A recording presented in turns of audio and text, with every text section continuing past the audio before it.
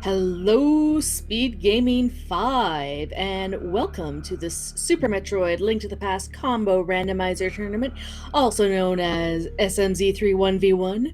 We have a round 2 matchup here between Maximum Bargage and Dragondarch for the right to move on to the third round.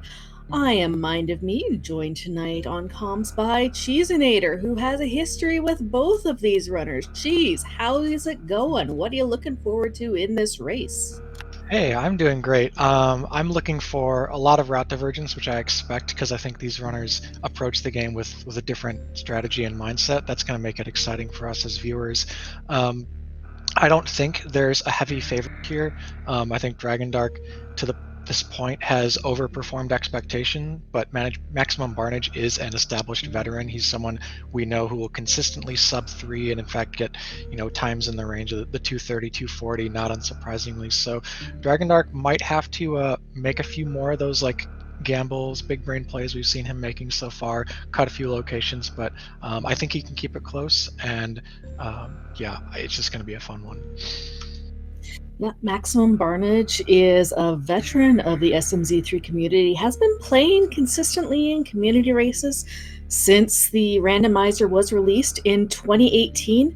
Dragondarch, we were talking about this a bit earlier. He was a bit of a dark horse coming in, but has a very extensive both randomizer and speedrun background, playing Crystallis, Final Fantasy IV Free Enterprise, Zelda 1, as well as doing traditional speedruns in Castlevania, NES Metroid, Zero Mission. So it's going to be fun to watch this full out. Mm-hmm. And they're off. In the combo rando, players start at Samus's ship, but they have an option to pretty quickly transition to A Link to the Past. The games are linked up by 4 portals, as both entire games are combined into one ROM, and their items are shuffled between them. If you haven't seen this before, it's quite a treat. So please join us for this wild ride. As per usual, both of the runners are starting in Link to the Past. A lot more items available from the get-go. Super Metroid only has one item in Logic on the Morph Ball pedestal. Unlike Super Metroid's standalone randomizer, there's no particular need for an early Morph Ball because of all these so-called Sphere 1 checks that are available in Link to the Past. Mm-hmm. And starting out at Sanctuary, we're going to see Dragondarch immediately go for a Houlihan play, while Maximum Barnage does a map check and then goes for Houlihan. Maximum Barnage already doing the more optimal setup here. I'm actually surprised Dragondarch maybe hasn't caught this yet in his couple of practice runs since then. You're going to need to reset the camera. Oh wait, actually, he might be able to do it with the position he just used going up to the side of the mountain there, but it'll definitely work for Barnage. Yeah, a lot of runners will prefer to go into the cave itself to get set up, but as long as you go and hug that wall of the cliffside, you'll scroll the camera just far enough up. That's so interesting. Now I know 3 different setups to Houlihan in that specific screen. And we're seeing amazingly nice sync here between the runners, with really only a map check that was separating them. That we saw a green pendant on Hera, regular pendant on Desert, and a regular crystal on Eastern. Mm-hmm. So they're using this Houlihan money to buy bombs, but they're doing it in a very different route. Dragondarch going to the shop southeast of the house, and he can then parlay that into either South Shore or Sahasrara, while Maximum Barnage taking the south route to Kakariko, gets to farm a bomb for the racing game on the way, and then he can just hop right into the shop in Kakariko for bombs. And we do generally see runners do the early Houlihan in combo randomizer, just because both the money packs and the bomb packs are spread out over 316 items instead of 216. Makes it a little more guaranteed that you'll have things in order to get those early bombs for these challenges. Mm-hmm. Among Super Metroid items, we've already seen a couple missile packs, and we had that energy tank to start out. Flippers in Sahasrara's hut, that's nice, as well as our first pack of power bombs, and also a lot of heart pieces. So Flippers are first progression, so to speak, that does open up Zora's domain as well as the man camping out under the bridge. Well, we get our first power bomb in Saha's hut and our first supers in the back of the tavern. Yeah, for Super Metroid, you want to see pretty much 3 things to get going. You want a Super Missile pack, at least one. You want a Power Bomb pack, and you want a Morph Ball. With that, you can explore a surprising amount of the game just to start off. That's not even including any other items that improve Samus's mobility.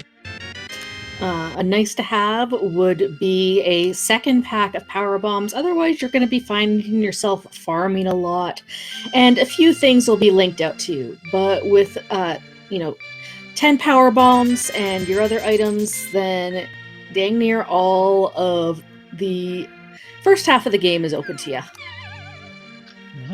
Barnage puts that money to use to pay the bottle vendor, but only gets 10 arrows, and we also saw the single arrow of destiny in the chicken hut, so he's got 11 arrows now. Nothing of note on Aghanim's Ledge, while Dragondarch does these Lost Woods checks, but a lot of value here in the well with the Ice Beam, the Cane of Samaria, and an extra E-Tank. That's a unique set of things. The Ice Beam actually does something. The Ice Beam puts that ceiling item in Blue Brinstar into logic, and if we get access to Death Mountain before Morph Ball, it would also let us climb Red Tower to Alpha Power Bombs. Other than that, the only real use that Ice Beam has is for late in the game. But speaking of Death Mountain, there is both a lamp and a glove, so that Alpha Power Bombs climb is 100% in luck. Wow, that's some interesting foreshadowing. I wonder if they'll have to go that way.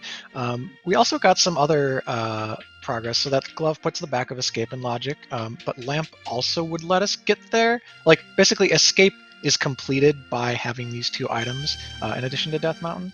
And then that red cane, you don't do much with it for a while. It can like open up a blind kill, but generally speaking, you're just happy to not have to search for it in the late game. So this is going to be a neat route for Barnage, considering these items. He's going to do these same Lost Woods checks that Dragondarch did. Then we'll see if he decides to get the old man save and quit point, and then do escape and the Hyrule Castle checks. Yeah, this could be a surprisingly clean opening route for him, being able to go up north out of Lost Woods this way. You rarely get to do this in combo. Oh, but he's not going to take it. All right, let's see where he decides to go.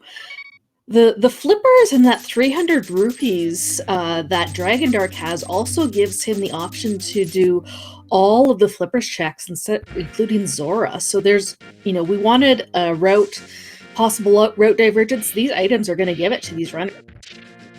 Barnage making pretty much the best items per time play you can get after getting a glove, reset to Sanctuary, go to the back of Escape.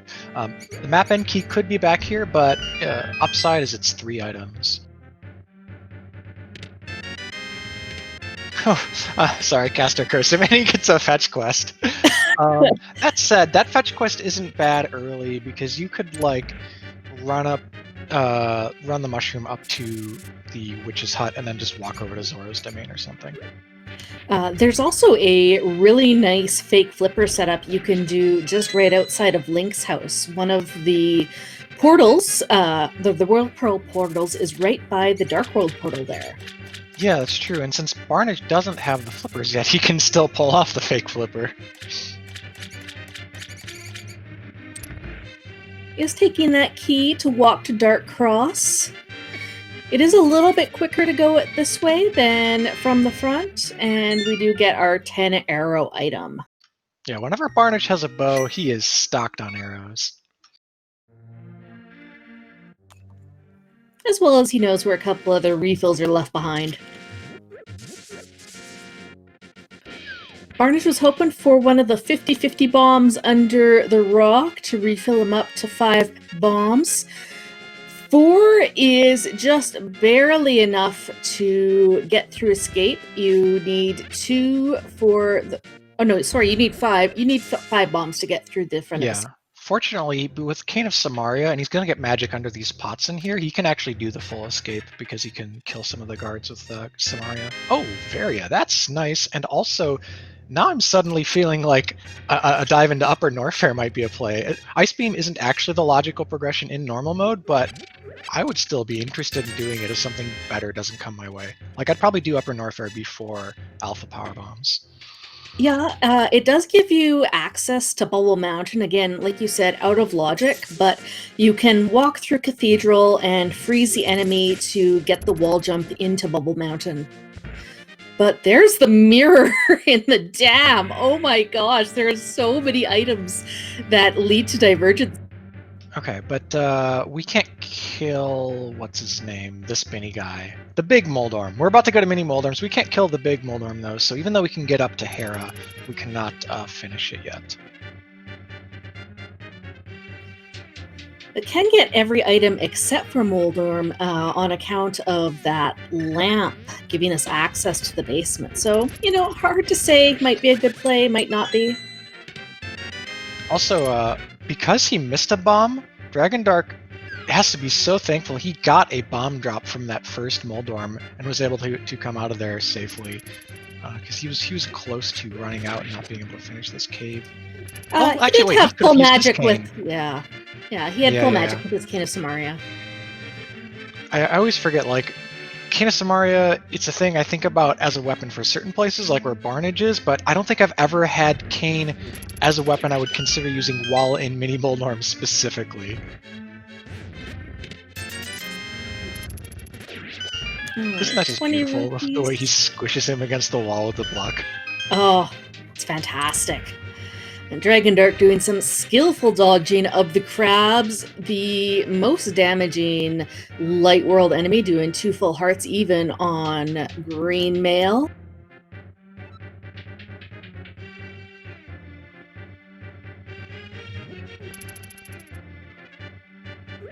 Dragondarch at exactly 500 rupees will be able to combo this with those flipper checks. Yeah. Oh, he leaves. Oh, I guess, you know, you can just reset the house and jump in the water. If he's planning to check the bridge, then that's like pretty much the same time.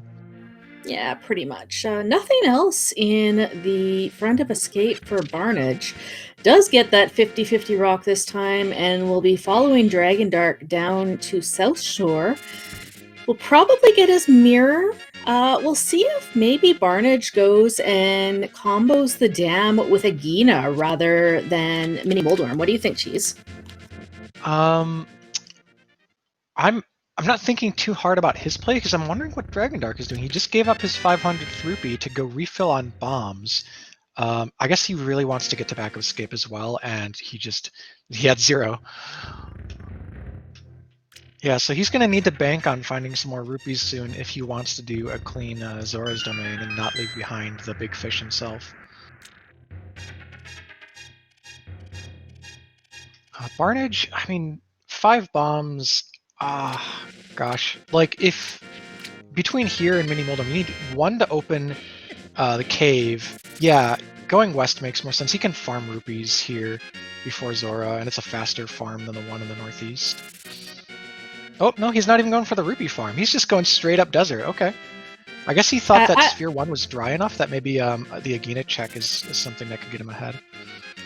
Not sure, though, because, you know, with the glove and lamp and now the mirror, that gives us at least 4 items on the mountain, because we'll be able to get at least one of the items out of Hera.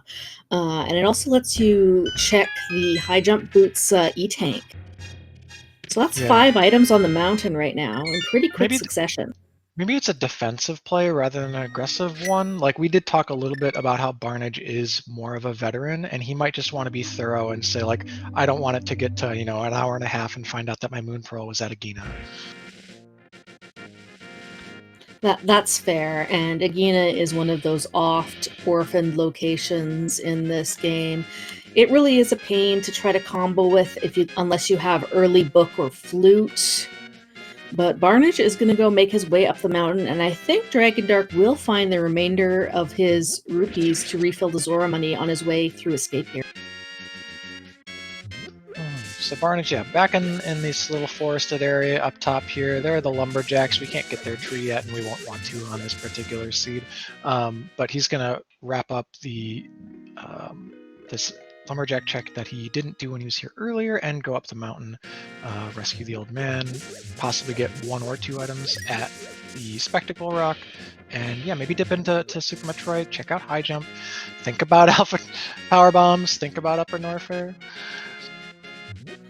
I'll have to see what those 3 items are. I think that will determine his play.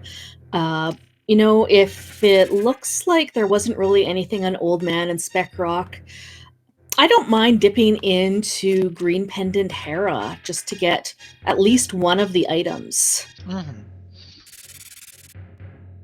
Yeah, a Hera dip when it's a pendant is really nice and easy. You usually come out of that front area with at least 1 item.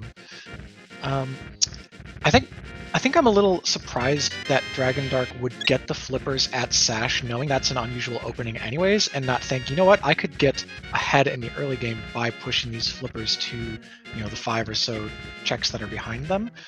Instead, he's doing the more standard, kind of thorough opening that kind of really ignores the fact that he made that unique play.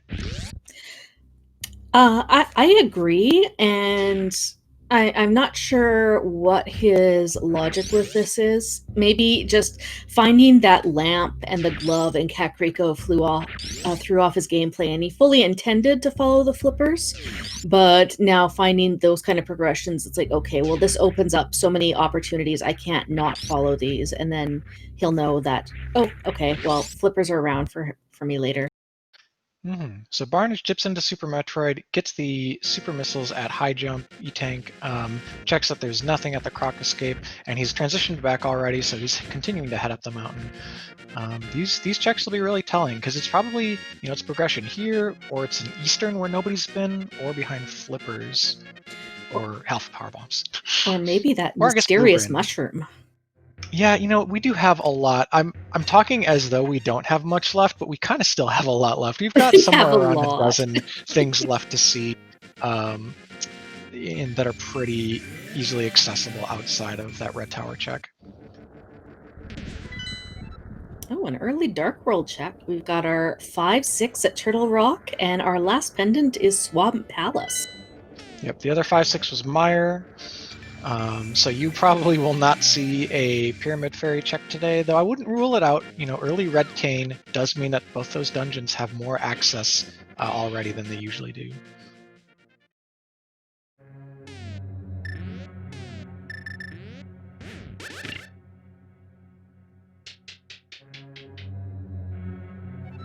First item in Tower of Hera is a dungeon item.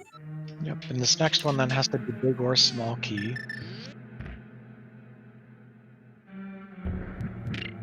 Dragondarch getting the remainder of his Zora money from the crab, and will be following Barnage up the mountain. Barnage, yeah, he's going to head out here. Maybe come back there late as a play to the green pendant. That is 3 total items that would come out of Hera if you completed it. Yeah, that's okay. Not finding an item in those first 2 chests. I think if I found an item or a small key, I might have considered continuing. But right now it's looking like there's probably 2 items locked on Moldorm. And I think you can pretty easily make that play. Like, Hera is a short dungeon, so you can pretty easily make that play if you come up for Ether Tablet or Spike Cave or just East Death Mountain with like a loop around the top, that sort of thing.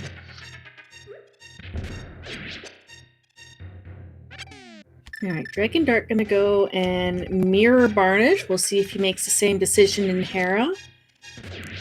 Barnage also getting that nice magic drop, and then nice use of Samari. I think you're gonna...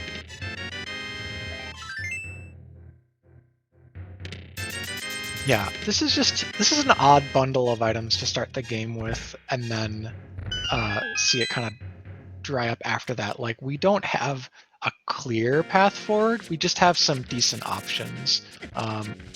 Eastern is a crystal, and you do hate to double dip crystals, but with Mirror in hand, you'd be able to like wrap up are most nights later with, say, Pod after you get your bow. So going to Eastern now for the items isn't the worst. Especially now that Barnage knows that Pod is a crystal and he will absolutely be back in that area with the mirror. But the one thing for Barnage is that if he decides to then do a fake flipper to Zora here, he's going to be abandoning all of those flipper locked items in the Zora area. That's true, yeah. Because he has no. I won't say no way because frankly I don't understand all the glitches in this game, but he has no good way to get into the Waterfall Fairy Cave. Yeah, I mean, he could set up a Ancilla, but you're not likely to do that for the Waterfall Fairy because it's so accessible from the portal. You might be more likely to do that for the Zora Ledge item. And Dragondarch kind of surprising me and saving and quitting out after doing the Death Mountain check, but not mirroring into Hera. Yeah, I mean, Hera is still kind of a marginal play. You know, it could have been, as you said, sort of backloaded with items on Moldorm, and it's uncompletable right now. I'm glad that he's finally doing the flippers checks, and he will get the full suite, while Barnage will only get sort of the piecemeal version. So Dragondarch going to start with Hobo, and Barnage will show us what King Zora has for us. Barnage was with big flip rings, so he's one-shottable anyways, but also at 2 hearts near that crab when he's trying to swim out. Oh! Oh no! Oh, he's gonna have to come back here, and he's gonna kick himself once he goes to Sahasrara. Now, with Samaria and bombs, he does have the ability to set up a splash deletion and Scylla to go and grab that gravity suit. I think he knows. But, do you think he's that trick though?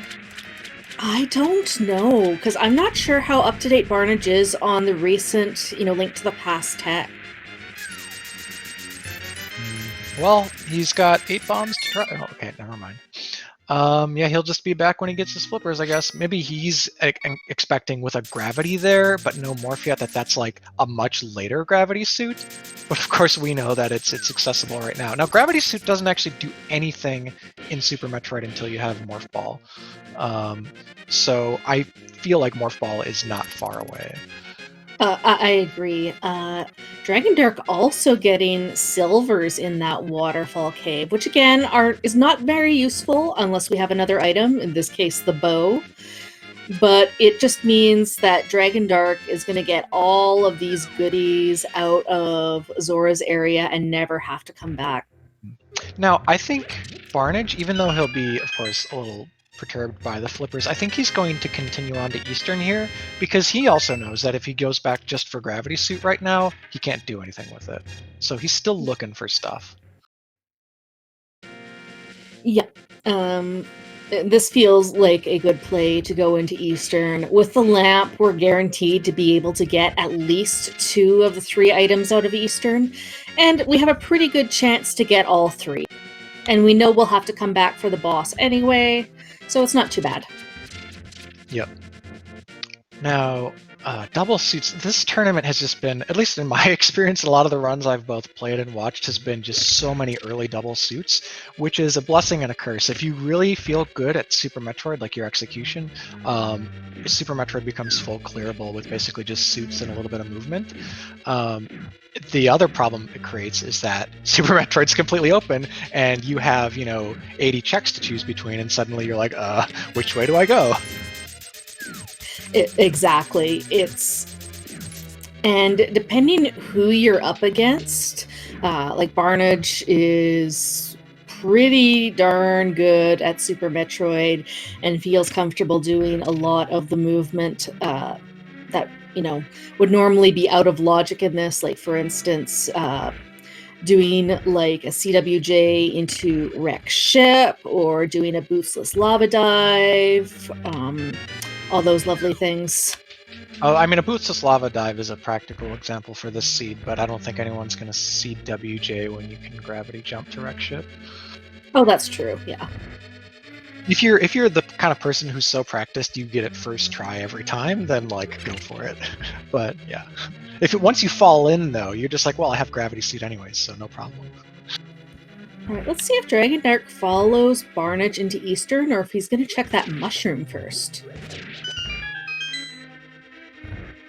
So Chet is pointing out that there was a spring ball on the desert ledge, which is a sweet movement item for SM once we have a morph ball available. But I was also going to say, like, I think spring ball was on the ledge in my last race just like a couple days ago.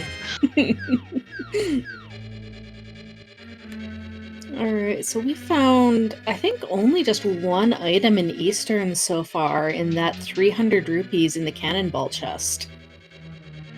So there's an item here and an item on Armos. Oh, there was 2 items? Oh, there was a pack of supers. Okay.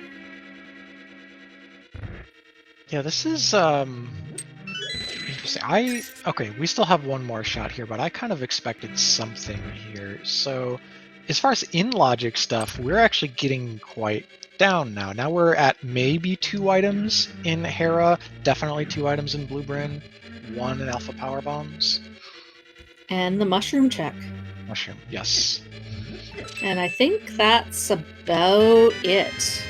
Maybe we can try to badger these runners into doing the mushroom check. Ooh. Well, we do get all 3 out of Eastern, just a pack of missiles in the vanilla big key chest. So let's see.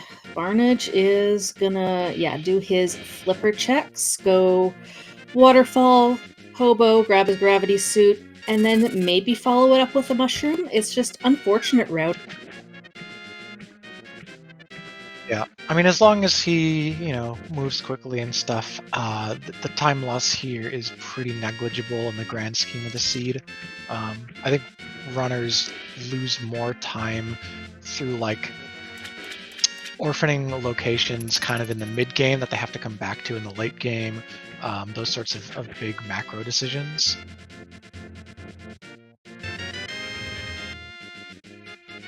So it's a time loss, but yeah, it'll probably wash away as both runners, finally piece together this early game and get going. Because once he's moving in SM, his clear speed's going to be pretty quick. Absolutely. But of the 3 places you'd want to go, I feel like Blue Bryn is probably a better play right now. I would like to do Blue Bryn. If that's nothing, reset and check mushroom. And then you could do another hard reset, save scum your mushroom to save for fake powder, and then do your alpha power bombs climb. Oh yeah. There's a lot of good options, taking advantage of both the S&Q menu and the hard reset, which does send you back to Super Metroid. Whether you've S&Q'd or you've gone through a portal, whenever you hard reset your game, you will always go back to Samus's ship. But yeah, Blue Bryn, what's nice about it is kind of you're dropping down, so it's kind of quick because you're just falling, whereas like Red Tower you have to climb, and climbing takes longer than falling. Alright, Barnage gonna get a Zora scan. Dragondarch stares at that chest in a little bit of a, what do I want to do now? He's so what do I want to do that he spent like an extra couple seconds on that Link to the Past menu. Does opt to do the reset into Super Metroid, so this is a blue Bryn Star check for Dragon. Yeah, there's just nothing else to be done here. We can't break any blocks. Can't go east. At least not meaningfully, because we'd be gated by 2 power bomb doors. And Barnage is going to go and turn in that mushroom, setting up for the hard reset back to Super Metroid to save Scummit if it's not progressed. Yeah, that's a pretty heads-up play by him if that's how he ends up routing it.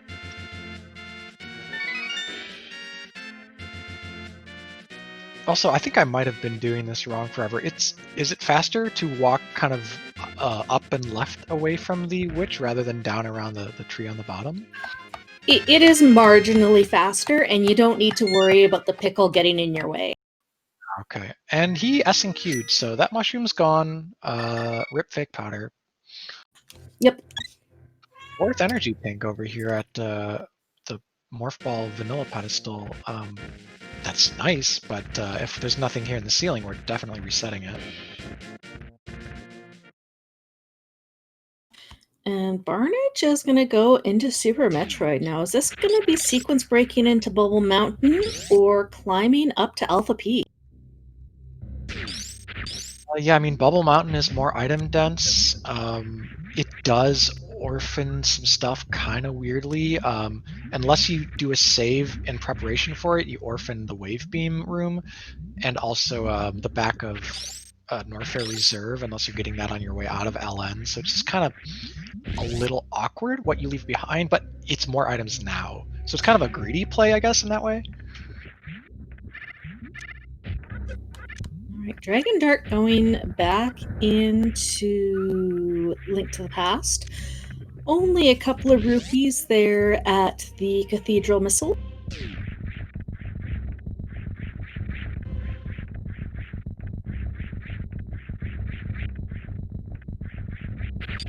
We'll see if Dragondarch continues into Super Metroid or decides to go for that Hera play now.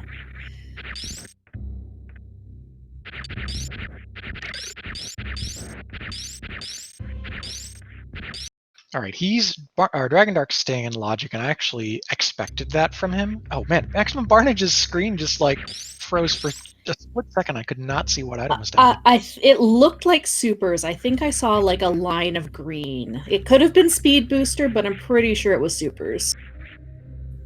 All right, he's gonna be able to freeze this waiver here. Those are waivers, right? I always get the names of these enemies confused.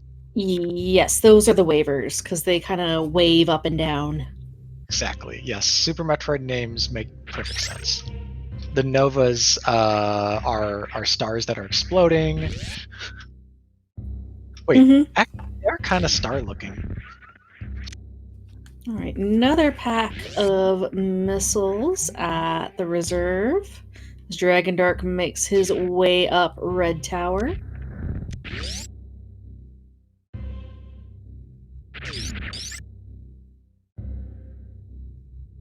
But yeah, back to sort of the in logic versus out of logic play.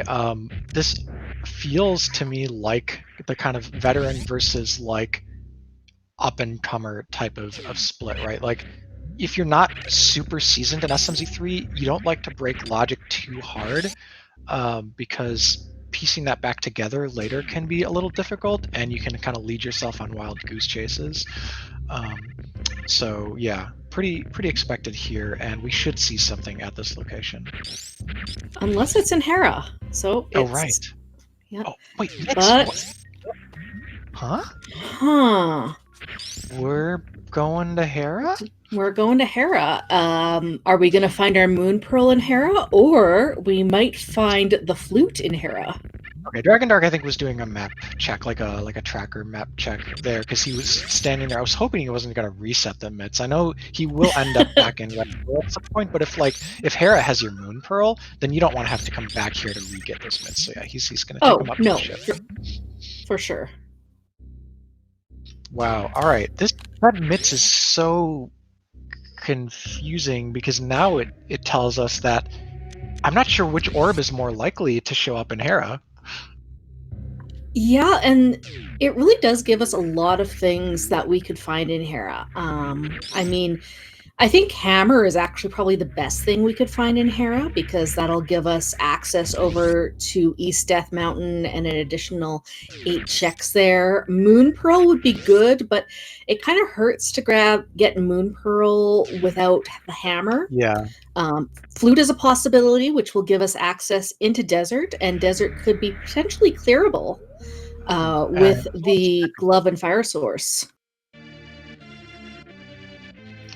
Yeah, I guess there's certainly a lot of things that give us, small additional amounts of checks before the big one drops. But yeah, I feel like we're just super close to that orb. I don't know. It's my combo senses tingling. A vanilla Moon Pearl actually would be pretty spot on here, just right in that chest. Mm-hmm. I mean, there's nothing saying that Hera won't give us a sword or hammer, and then also the green pendant leads to that moon.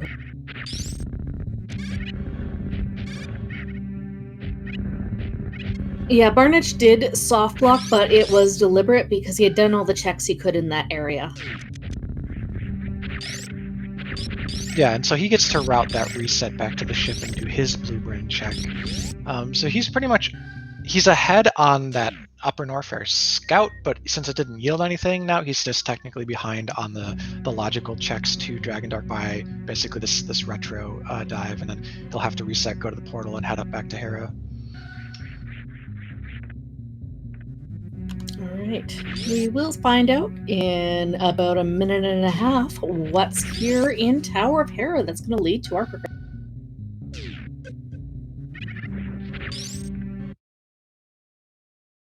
Very quick and decisive reset there from Barnage. Also, I wonder if he's using the controller soft reset that was built into the rando in this version, because that looked pretty quick. You know what? I think it was, and I'm not seeing that telltale kind of screen flash that you even get an emulator if you use the hard reset. Yep. I've got to train myself to use that because it is faster. If it's a couple seconds and you hard reset a lot in a run, it does add up. Dragondarch, okay. You can do the last two with a pot, but I guess he really, really wanted to use his Canis Samaria. Swag strats. Why not?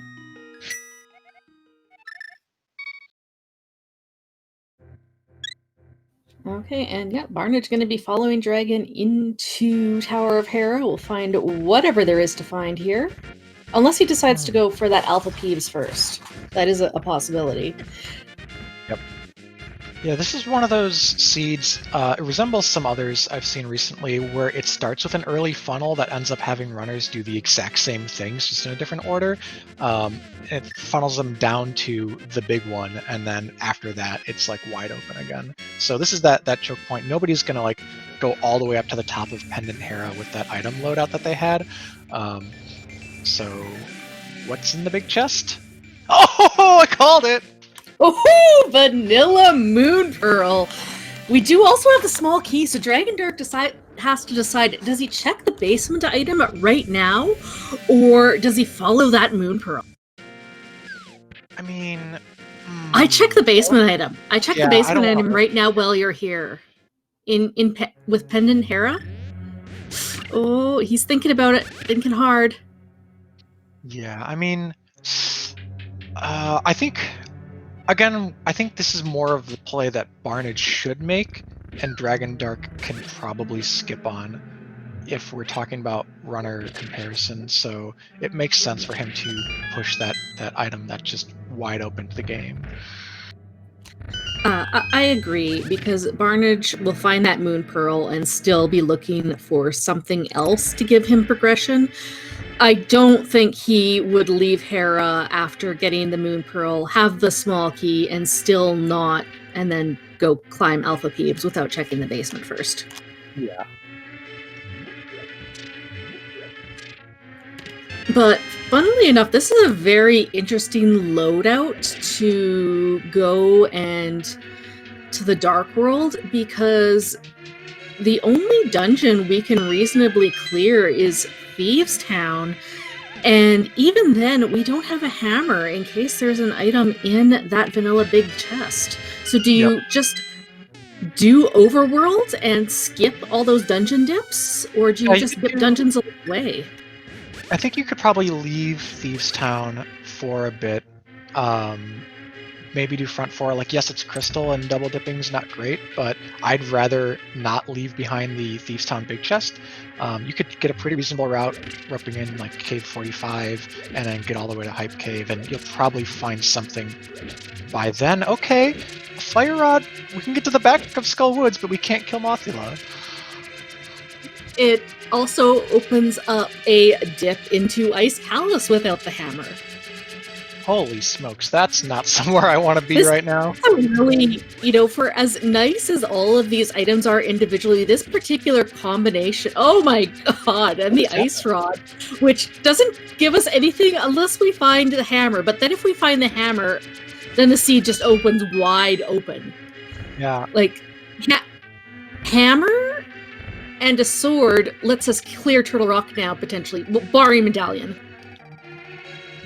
That is eerily early, nearly complete TR access, and just rupees in the basement, so Barnage gets that off his mind at least. Okay, but that is the second item out of Hera, so if there's something on the green pendant, Barnage will be very unlikely to come back for that. Yeah.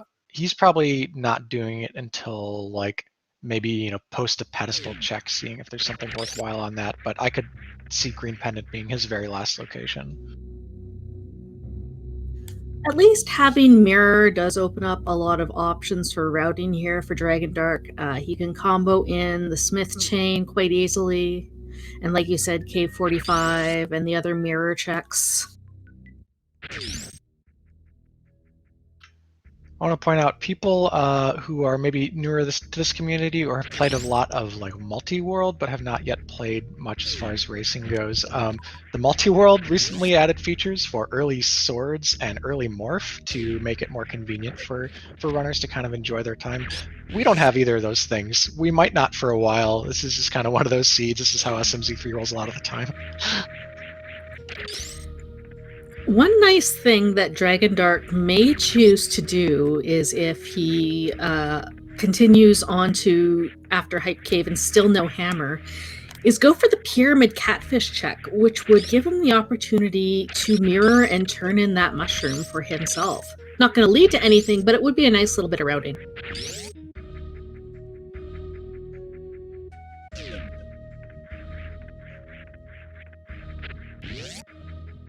But is gonna fake powder right now. Okay, that's pretty good too.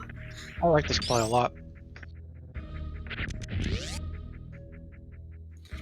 And Barnage about to go and get his Dark World access. We'll still only have the same option of Dark World Portal that Dragondarch did, but might choose to route it a little bit different. There are a lot of runners who choose to kind of treat Skull Woods as a quote-unquote overworld location, but in this seed might bite you with that fire rod right there in the Village of Outcast. Yeah, and our pendant layout is a little awkward too. God, like we have, if we get hammer, we'll have like front of Pendant Swamp Palace open, but we hope to never have to enter that dungeon. Desert as a pendant, if we can get down there, it's like you probably dip Pendant Desert in most seeds just to see if you can grab 2 items out of the front.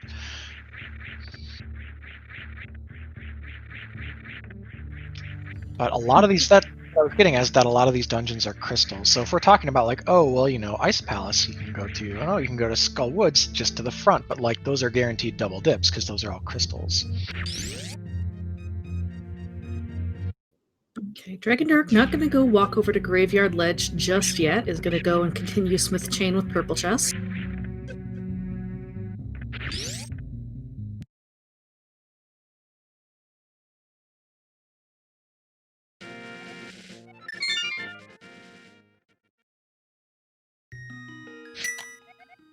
But yeah, what do you think, Cheese? Would you, hopefully we find something good between Stumpy, 45, Hype Cave, and Purple Chest. But yeah, kind of where my mind's at. But what are we gonna find? And if nothing, do we think Dip Pod? Ooh, Pod with no hammer, no bow? The thing I really don't like is there's also no bottle. If we could at least guarantee ourselves to get, to the back even through a bow lock, I would be down with the pod play. By the way, really nice convenience items here, charge and half magic picked up recently for Dragondarch. Yeah, I like pod if you have a guaranteed way to get to the Dark Maze, and right now they don't. I don't know if Dragondarch is familiar with the Mimic Clip. It's possible. Barnage did find a bottle, but that was out of logic over at Wave Beam, and I believe he had to reset out of it. Wow.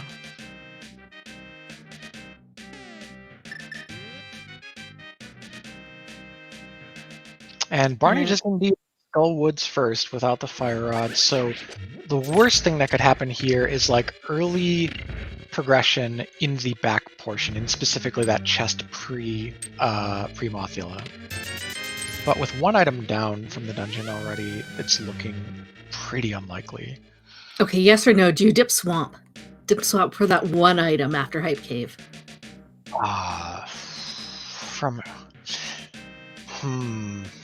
Boy. You'd be thinking about it. Yeah, I mean it's a pretty dry seed, and you're over here, but the geographical play almost feels like it's ice after this, right? Like you have a chance to get more out of ice if you can do Icebreaker with that cane. All right. Sword, okay. Sword is green pendant and back, and it's Mothula. Yep. That's it's something at least. Yeah, wow, it's just inching forward, this seed. It does not want to give us that really satisfying item. Okay, he's gonna go and continue West Dark World checks. Oh, no, he's thinking Ice Palace.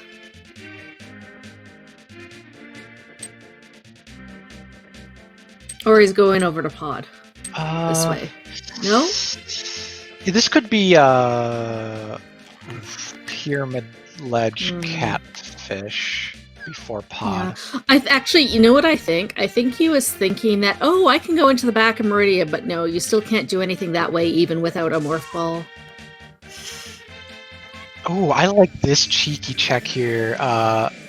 Graveyard Ledge is so easy to also be like your last or like second or third to last location in the whole game, but yeah, Graveyard Ledge, percentage-wise, every check right now is super likely to pay out, so I like this. Ooh, just super missiles though. Did he do a scout a bumper ledge? If he did, I didn't see it. Yeah, I saw him walk up past the spear throwing warthogs, whatever they're called. And the murder dactyls. Those things. Okay. Dragon gonna go and get some cashola from the ledge for potions later. We're pretty much set for cash for the seed. He's headed back west, but he had a pretty easy way to go over and do mushroom plus catfish, which are now going to be pretty far for him. Yeah, well, he has already turned in the mushroom. Oh, so that's right. That's right. So it's literally just catfish for him.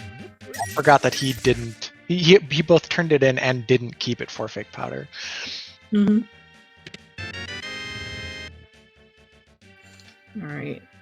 Barnage will get his 2 rods here. See if he decides to go into Thieves Town.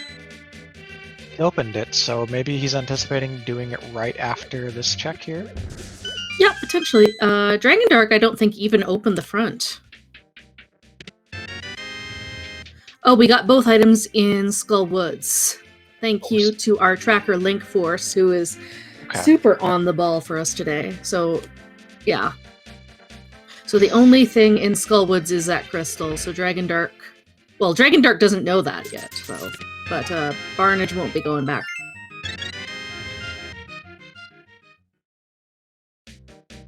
All right, we're down to Catfish, and then it's choose which dungeon you're going to be leaving items behind in.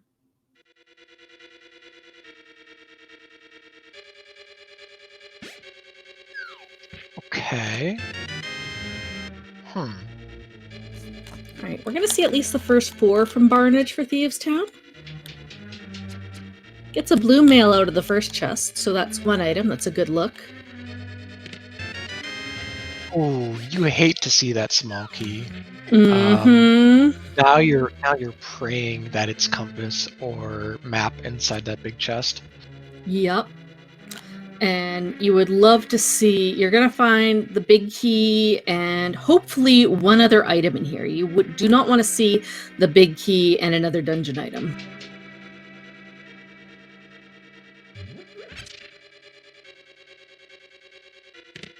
Huh! That's 2 swords. Okay, 2 swords. That's That's nice to have. I just want to point out. Wait, hang on. How? No. Hammer's required for TR. Okay, cool. So, Yep. Aghanim will never happen this seed. I had to think about that for a second. I was like, wait a minute. We have all this stuff for a Pyramid Fairy if we had the 5/6 crystal. TR being a 5/6 crystal doesn't matter. Yep, exactly. Whew. So bailed with that. We will not see an all dungeons seed today. We may see all dungeons -1 though. That is yet to be determined. Dragondarch, fortunately, even though he's not going to get any items in Skull Woods, he's here with a sword and a fire rod, so if he's feeling confident, he's got half magic. I think half magic really sells it. If he was in here without the half magic and just the fighter sword, I would be a little dicey on the prospect of a Mothula kill, but half magic should make it straightforward. Yeah, Fighter Sword Moth is not a pleasant fight, especially if you don't have a major damage source in the form of a hammer for backup. But, you know, with half magic and a fire rod, you can just spam it.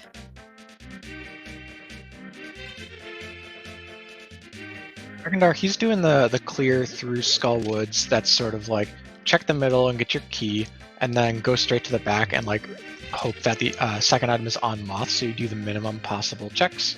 But of course, we won't see it there, so he'll end up he'll end up checking the, I guess the lower, it's not a basement, but whatever the chest is that's like beneath the bridge when you walk in the back. Yeah. Doing that. Generally just call it the bridge chest. Bridge chest, okay. And was using the lamp on the torch room to save a little bit of magic, so he's going to go into Moth with a maximum amount. Yeah, that's a pretty good magic meter. He's got like 10 shots? Yeah, which was more than enough. You only need 8 to take care of the Moth. As long as the Moth behaves and doesn't go and hug his favorite corner spikes.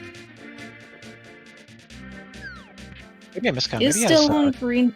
14. I don't know. I think, wait, you get 8 fire rod shots without half magic with a full bar. Does it actually go up to 16 with half, or is it like some weird number? No, it is actually 16. Oh, okay, cool. But we get our first crystal of the match off of that Mothula at 50 minutes for Dragondarch. It's impressive and also a little late. Like first crystal or boss, and also of all of them, Skull Woods. Like you don't see that kind of start very often. Mm-hmm. And I imagine Dragondarch is going to, at very least, dip Thieves' Town now. Do you think he'll go and complete it, knowing what we'll see in the front? Yeah, because he's narrowed it down, right? He knows more about the seed, having covered more total in logic checks than Barnage. Barnage basically is still down by both the Zora double dip and the fact that he did that play into Upper Norfair. I think the thief, it kind of feels nice to get another crystal in your pocket, but the fact that Dragondarch is going to find that small key so early, it makes it really hard, but it's a completable dungeon, and your only other options are dipping pod, dipping swamp, dipping ice, or going all the way back up to get Green Pendant Terra. Yeah, no, I think now, right, for Dragondarch, it absolutely makes sense. Stay in this area. You're in the sort of West Dark world. Go get your crystal, and if there's something in the big chest in Thieves' Town, like you just say whatever, like you file that one away for the end of the game. Mm-hmm. But Barnage is going to go and do that one item in Swamp, so we'll get a little bit more information here. Yep. This is wonderful. Let's see an ice from. He knows the options are limited, and this is the kind of thing that can like take 1 minute to check, but then get you just light years ahead.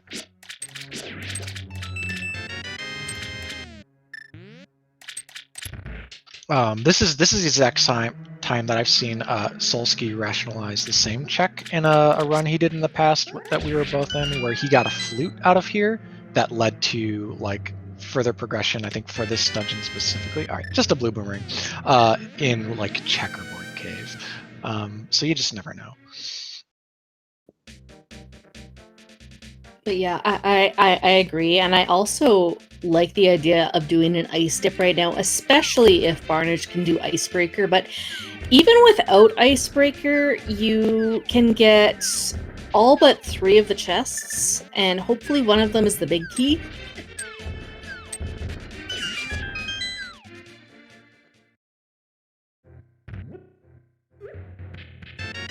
We'll go get his all hole of nothing out of Hype Cave, and Dragondarch not saving and quitting out of the Graveyard Lich, so this will be walking back to Thieves Town. So the first Master Sword assembled here for Barnage. That's nice, at least, to not do too much more of Dark World without having that second sword.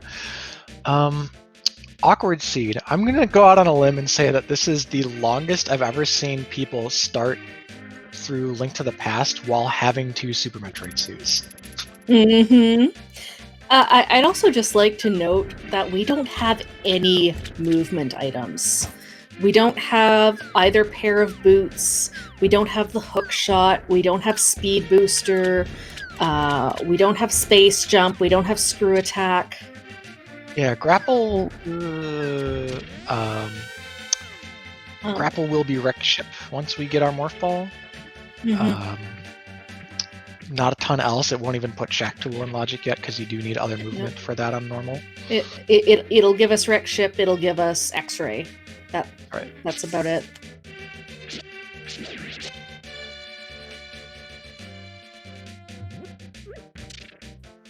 I think I want to say there was another bracket race just recently that had a hammer in Ice Palace. So, you know, if chat's looking for a troll, fingers crossed.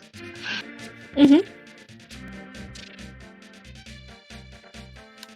Alright, Barnage gonna clear out his northwest corner of the map. Or northeast corner of the map, take care of Catfish. Alright, Dragondarch's got a key. He's going deeper. Absolutely. Totally makes sense. So Barnage, from here, he could go dip pod, or he could jump in the portal and swim over to mirror into an Ice Palace check. Though he could also just like reset the house to do Ice Palace. We'll see if he jumps in the water or not. No, this looks like pod. Okay. If pod turns out to not be bow locked, we are potentially looking at a big pile of items, up to 5. Oh. Yeah, but still not completable. But I just go back and I think, how many times do we see Vanilla Hammer? I mean, it's the Hammer's favorite location, apparently. Yeah, just recently, Andy and Ivan were playing, and both the mitts and the hammer ended up being in Crystal Pod. Ugh. That's awful. Alright, finally, new item here in Thieves Town. What a find! Okay, so Dragondarch now with a huge advantage went from having to, have to, choose what crystal dungeons to dip and leave items behind. No, he can now full clear Thieves Town, full clear Ice Palace, almost full clear Death Mountain as well. Yeah, so I think in the immediate term, right, he's got to do hammer pegs. Is there anything else the hammer kind of does on the overworld? No, right? You'd probably go up to Death Mountain and get that East Death Mountain. Light side is 8, and then dark side you're going to get Super Bunny, plus like Spike Cave and stuff. So Death Mountain is looking like the real play before committing to double dipping more crystals. Or I guess committing to an Ice Palace full clear. It's not a double dip anymore. Yeah, exactly. Yeah. We just don't want a full clear Ice Palace. And yeah, we are only a medallion away from being able to full clear Turtle Rock. So we could have We could have some interesting items in Pyramid Fairy. That's all I'm going to say. All right. Well, even if the hammer weren't there, nobody's gonna have to worry about the Thieves' Town big chest. It's just a piece of heart. We were not bow locked in pod, so we can go through the middle here. Barnard's going to check these front 3. Okay, so absolute best case scenario here for Barnage is Morph Ball in pod, right? Because Dragondarch is going to be so and do so much else before coming here. Since obviously they're waiting for a bow to actually be able to one-shot the Crystal Dungeon. Exactly.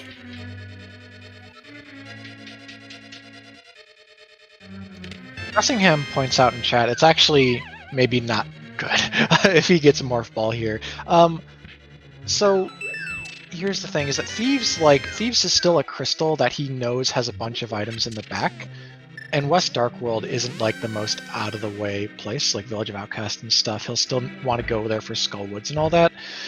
So Hammer isn't the most isolated thing, even if he ends up able to clear SM. Whereas like, I don't know, I think Morph now could give him enough of a time lead back by being able to like push on the side of the game that is his big advantage, while Dragondarch does things that, you know, aren't that. I think probably one of the worst things he could find here would be the bow, though, because that would be yet another dungeon he has to double dip. I don't know. The seed is just, it's madhouse. And the fact that it's so deep on Link to the Past still is just like really confusing me. We're almost at, you know, Morph Ball in Mimic Cave kind of levels. I've seen it there before.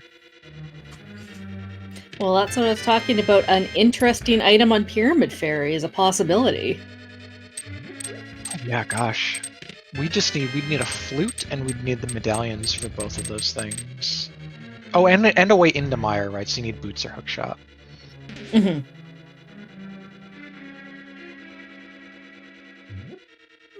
All right, Barnage with gonna take this last small key to go check Dark Maze. So these items are technically bow locked. There is a small key on the bow side, and this door does require all 6 small keys in logic to be able to get.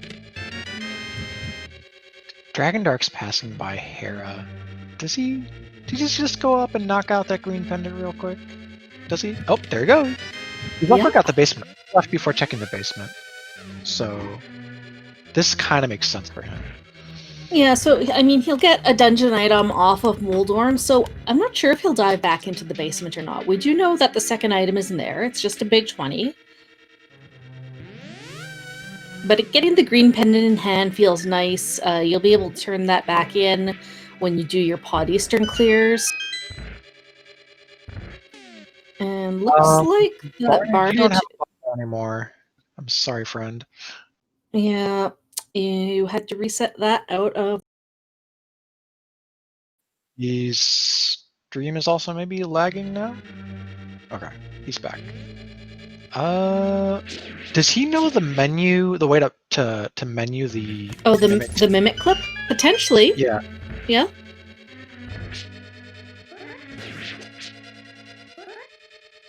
Oh, this is a madman play. Wow. Okay. All right.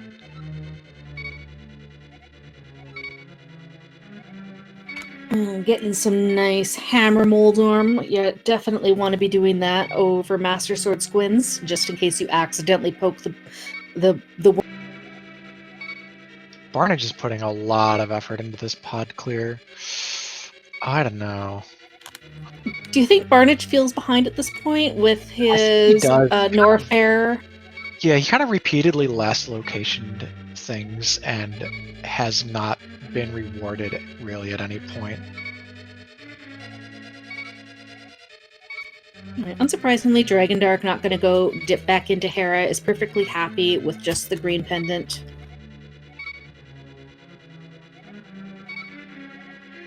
And we're going to get a bevy of new checks here over on Death Mountain. Oh, yeah, that's the worst spot to kill it to freeze the dead rock. Whoop. Just that thing where it looks like you should be able to just squeeze through. Boy, every second that. Oh, there it goes. Okay, I was just about to say like it's time to call it off, but he got it at that moment. All right, let's take a look at what we will need to get into Turtle Rock this seed. It is Bumbo. Cool. So we'll need that medallion either way. I'm sorry, I make that pun every time that it's required.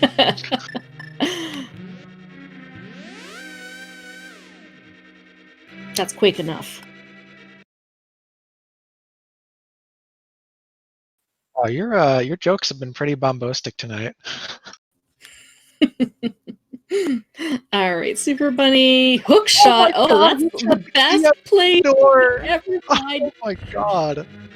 Okay, so now we can clear both ice and. What is happening? This is so deep in Link to the Past. We're able to do so much of this game. This is actually like throwing me for a loop. We could be looking at like 5 crystals or something in hand before we can even do Super Metroid. All right, what do we got here? If we get ether in here, how insane would that be? At this point, that's the dream. I want to call him Pyramid Fairy because I've never seen it in my life. We still have Paradox and Spiral Cave too. I completely forgot. Yeah, there's still another 8 items up here. So his. Okay, I was trying to think if his particular ordering here of the Death Mountain checks would orphan anything, but I think he'll be fine because he'll go down. He'll go down through this, then come back up on the light side through Paradox Cave, and then he'll be able to finish it all off with Spike Cave. Yeah, although we still don't have any kind of invincibility item for Spike Cave. Oh, true, and no bottles. This is actually, yeah.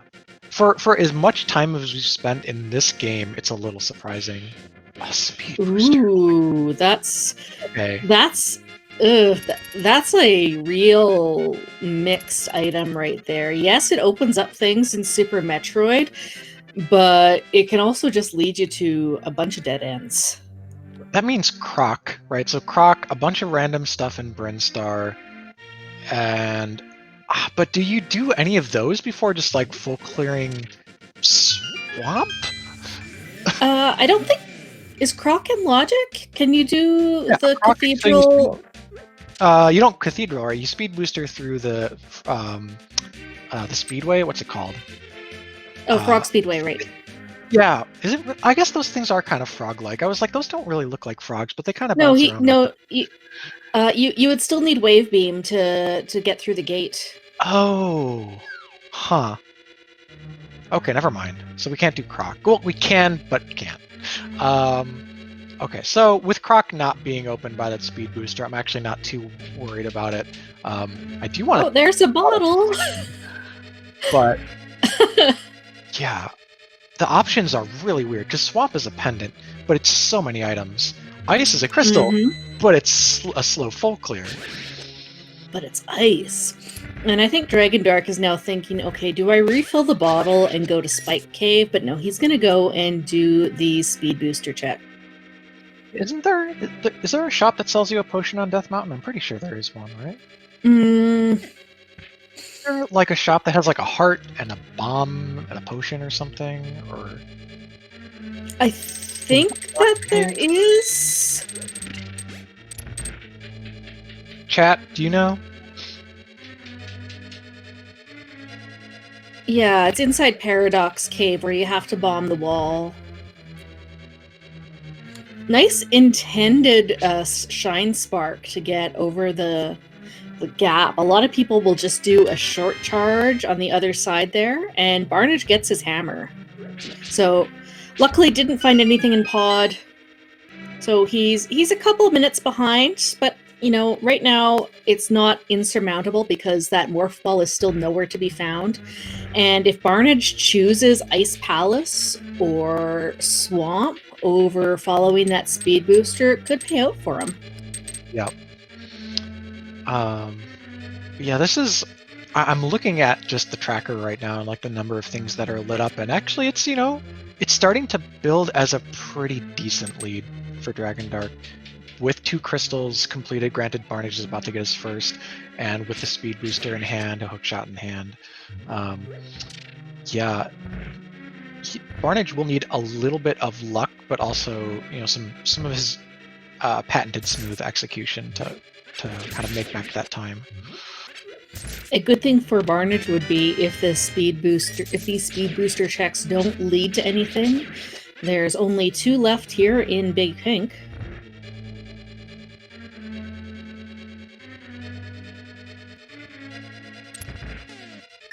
It's certainly an ominous speed booster, but it's not as ominous as it is when you get it in Sphere 1. And oh no! Oh, wait a minute! No! What is going on? Oh my god. This can't be real. Oh wait. Make it do the don't reset, do the play. Go TR, go TR. So here's the thing. Yeah. Oh, that's you are right. That's an ominous speed booster, but I'm just waiting to see if that morph ball is in swamp or ice, and that ether was obtainable without the speed booster. Yeah. But just so with incomplete information, this looks like the seed is just leaving you this very weird but deliberate trail of breadcrumbs to get you into TR.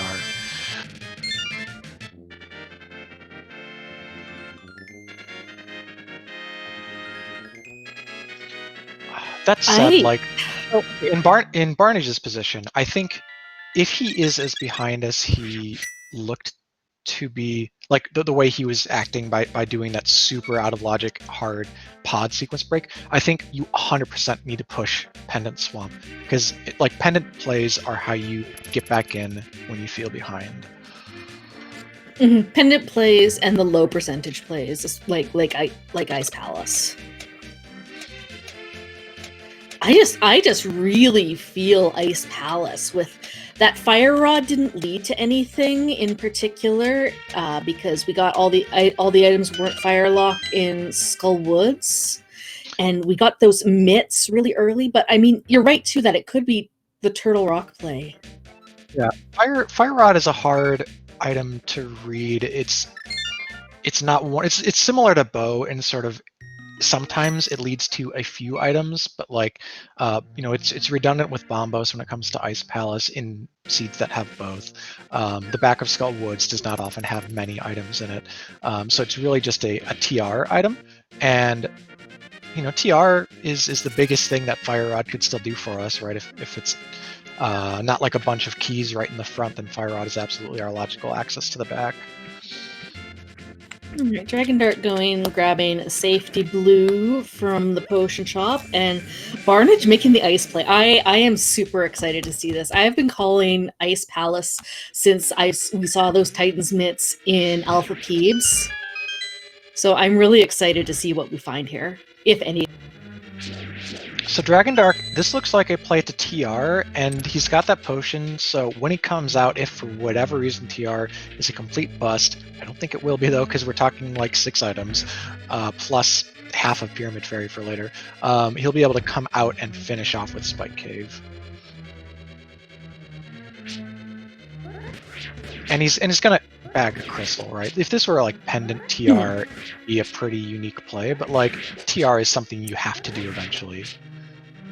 Exactly. And when you got both rods right there in Village of Outcast, it feels right. But our Barnage going in ice, our first item is only a big 20. We'll see if he decides to set up for Icebreaker. If he's going to full clear Ice Palace, he doesn't need to bother hitting the switch, so he's not going to. Also, welcome to the Raiders from SpeedGaming 4, party of 20 joining us. Welcome, welcome. You're seeing a super... Oh my god. I just there's Croc. He didn't know it. Anyways, you're seeing a super unique run of the combo rando right now. The combo rando being these You only see one of the games right now, but Super Metroid is also included in this, we promise. They're on the same ROM. You can transition between the two games with predefined portals, and it's a blast. It's also kind of long and kind of hard, so these runners getting as deep into this tournament as they have is a big testament to their skill and experience. And a testament to the weirdness of this seed that we're an hour 13 in, no sign of the morph ball. One of our runners is in Turtle Rock. Found the ether medallion to get into that by following the speed booster to Big Pink. Good ice room there for Barnage using the hammer to balance himself. Big key, okay, cool. We don't have to leave behind the big chest. Without the hook shot, can't do the nice cheaty glitch to clip through the blocks. Gotta go the vanilla way. Oh, sorry, wait, hang on. We're talking about two different hookshot uses at the same time. I was like, wait, Dragondarch can totally do this room, right? But yeah, and he just did. I've also recently been a victim of, oh, I'm in TR without the hookshot, gotta do it the slow way. Mm-hmm. So Icebreaker and Ice Palace really speeds up the dungeon, even in the sake of a full clear. And it makes it much more like a Skull Woods or a Mire as opposed to what the traditional Ice Palace would be. And that's all 3 items. So Wave is very interesting. We'll have to see when Barnage goes to the mountain and gets his speed booster if he follows that to Croc. Yeah, because like, think about this item placement. All right, so setting aside the fact that Ether was where it was, and it could be something, could also be a troll, but just having Speed Booster in Death Mountain and Wave down in Ice Palace, and them telling you, hey, combine this stuff with the Varia you got right at the beginning, go all the way down to Croc for your logical Morph Ball. That would just be nutty. Oh, it's a Plando maker's dream come true. Is right there. It just feels like a Plando. That's what it is.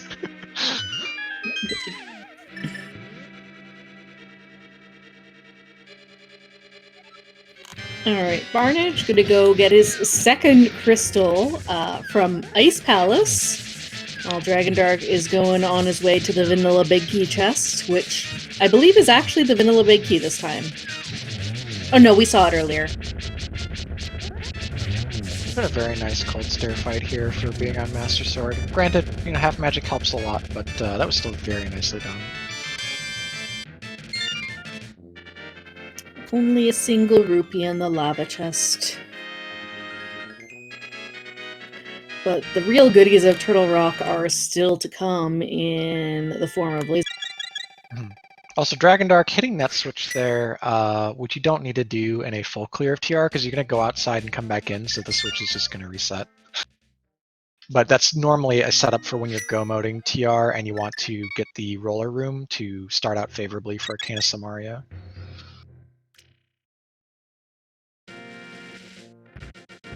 This seed, just to recap, like the early seed, we got Glove and Lamp and Flippers and Samaria all right early in the Sphere 1 checks, and then had to climb up. And the mirror, we got a vanilla Moon Pearl, actual vanilla Moon Pearl, with the Titan's Mitts at Alpha Peebs, and then things have gotten really weird. Yeah, as if that wasn't weird enough to begin with, right? It's been weird from about 10 minutes after start to finish, and there's the Morph Ball in Mimic Cave. Dragondarch makes the play. Speed Booster back to TR. Oh my god. Wow. Well, that puts Dragondarch, I think, firmly in the lead here. What do we need now? All we are looking for really is Bow and maybe a Mire medallion? Is that it? Well, we want a way up worst room that's not Spring Ball. I don't know what Dragondarch's comfort level is with Spring Ball jumps, but we need a way up worst room. Yeah. So some kind of vertical movement that's not the speed booster. I mean, boots is a fringe thing, right? Boots would be like bow on what's that thing called? A pedestal, like bow on pedestal, or like key on Torch, or just a required item on the Desert Palace Torch. So the boot's very, very narrow at this point to be needed. Flute is like, might be logically required because there might be a space jump down there in the Mire area or LN somewhere, but you can absolutely sequence break LN with 2 suits, and I think both of them would be fine with that. Yeah. They probably would like high jump boots to make that lava dive a little bit better. Space jump being the ideal. So, okay. Chat is asking, what do you do with your morph ball now? So you finish this crystal, of course, and then you go to SM naturally. On one hand, I would be tempted to boss rush. Since I need so few items, I'd probably be doing like Wreck Ship, Meridia, places that actually have required bosses, and I would put off that Brinstar recheck because you've already been there and seen like 6 or 7 items. That said, if Dragondarch does make that play and Bo ends up being at like Waterway, right, and if Barnage takes his morph ball and goes and double dips Brinstar for it, like that's the scenario where I see Barnage getting back into the race. I think if I was playing the Seed and I was Dragondarch, oh no, oof, takes a death on Laser Bridge. But Yeah, I think after Turtle Rock, I would probably take the Upper Norfair portal, do Kraid, Spazer, X-Ray, do Upper Norfair and Croc. And then depending on what you find there, either go to Meridia or then do the Lava Dive. Lava Dive to get the information about the Mire Medallion might actually be pretty valuable. If it's double ether today, then you're actually in really good shape, but that's only a 1 in 3. I don't love prioritizing Croc now that you have so much, because again, like from this position, the way you just close out this lead is by doing a boss rush and hoping that the remaining items are in path for you.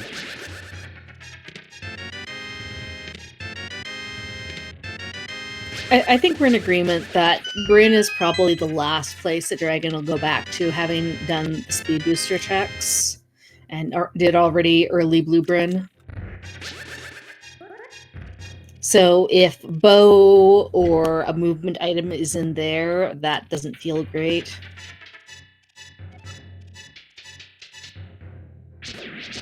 All right, Dragondarch had to wait to menu while that Firehead was dying, so he can take care of the Ice Head. But with half magic, he's in a really good situation. He's not gonna he's got that safety potion too, but he does want to save that for Spike Cave.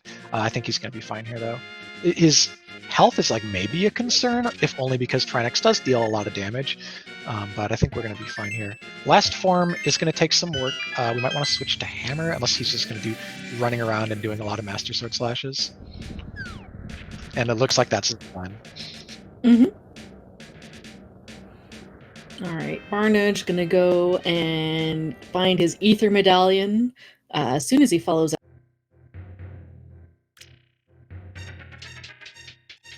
Yeah, I like Rushlight in chat is suggesting Meridia from the back because we have those flippers.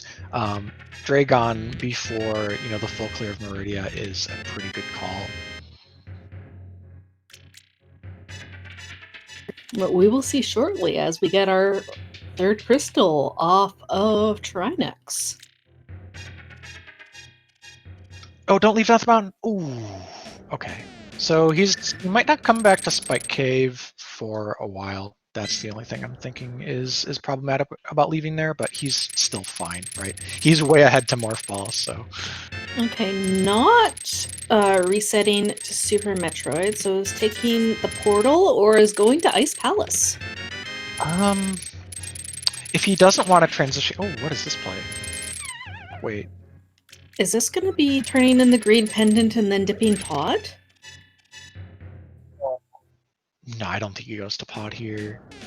So it's just the green pendant. Yeah. He needs to at least see if that green pendant meant anything. Okay, this doesn't take you that far out of the way. Yeah. I mean, That's not a bad catch.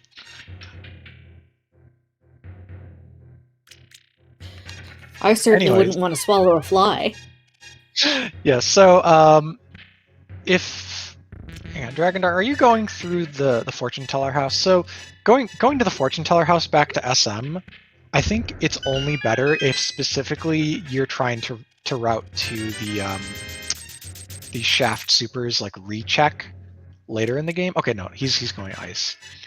Because yeah, I was gonna say I think he was one of the players I've still seen like as of last week doing the fortune teller transition to SM instead of just resetting the ship. I mean, with Speed Booster, it isn't too bad. You do get Shaft Supers, you get 230, Bomb Chorizo. You can do the rest of Blue Bryn, check Green Hill Zone, and then if you want, check Charge Beam, Waterway, Spore Spawn. Or you can go and go back towards Red Tower, check X-Ray, then Spacer or Kraid. All right, so this full clear of ice, right? Dragondarch will get Wave Beam, which is a nice convenience item for the late game, right? It powers up his relatively underpowered beam, gives him some utility in Torian. It's not essential though. I don't like doing Ice Palace now, even if it means, one less game transition or something like that. I don't like it now because you're opting into full clearing a slow dungeon versus making bigger headway in the game overall, right? Like, this is one of the classics. It's like Mire, Swamp, and Ice are sort of the dungeons that everyone wants to try and go mode to save the maximum amount of time. Only a bottle in Spike Cave, so Dragondarch going to be bailed out there. And yeah, I agree that Ice Palace is really not the same anymore with Icebreaker. It's a really fast dungeon to full clear. Well, I don't know. I guess he feels pretty confident. He did Icebreaker on first try. It just feels a little odd to worry about this now. Like, I think you do this as part of your crystal cleanup when you come back to Link to the Past with the bow. But it just feels like we've got places to be that involve that morph ball that we got. I guess maybe does he not feel way ahead to it? Does he feel like he might have been late to the morph ball for any reason? Because that's such an awkward chain, but he followed it immediately. Yeah, because he avoided all of the dungeon double dips. He was almost as early to hammer as he possibly could be. I mean, he did last location the Titan's Mitts, but everybody would have last location Titan's Mitts in this situation. Same with like last location Moon Pearl. Yep. I guess he was thinking that, I could have had Moon Pearl before I got Titan's Mitts, but even then, that's not a huge time loss. Right. And yeah. So Barnage is now in Swamp for the second time. This is a play that still makes sense given that he just got the hookshot from Death Mountain. And it's like this versus Speed Booster, right? You're both like Brinstar is essentially a pendant. So if you go into Brinstar chasing the Speed Booster, it's not really that different. Like for 6 items or something, it's not that different than doing Swamp. That said, now he's really going to need Bow or the Mire Medallion, I think, to show up in Swamp specifically. Because there are too many redundant movement items for a movement item in here to matter, but Bow or the Mire Medallion, those are the possible, like, lifesavers. Yeah, and this is, I agree with Bressingham in chat, this is Barnage absolutely. He knows he's behind at this point with the pod play and the Upper Northfair plays.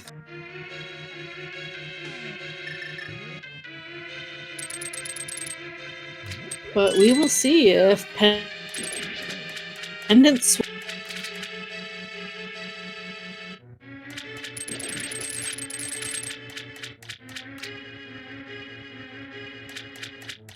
But we would like to invite you to both follow these putting on this fantastic match for you, follow their progress through the tournament. Dragondarch does a lot of speedruns. I mean, a lot. If you look at his speedrun.com page, it probably takes a good minute to scroll through. And Barnage is incredibly skilled at this combo randomizer and has played it from the beginning. Has really great insights in his channel, so check him out.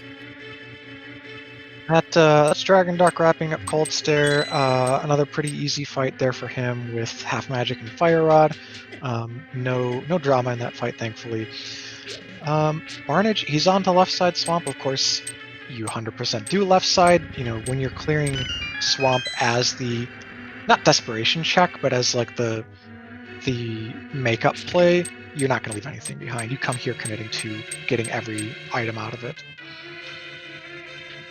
Did not set up for Diver Down, so either doesn't feel comfortable with it or didn't think about it. And Dragondarch has reset to SM. Going to take a full refill. Probably going to be going down Red Tower. I highly doubt Bryn. Might do Wreck Ship.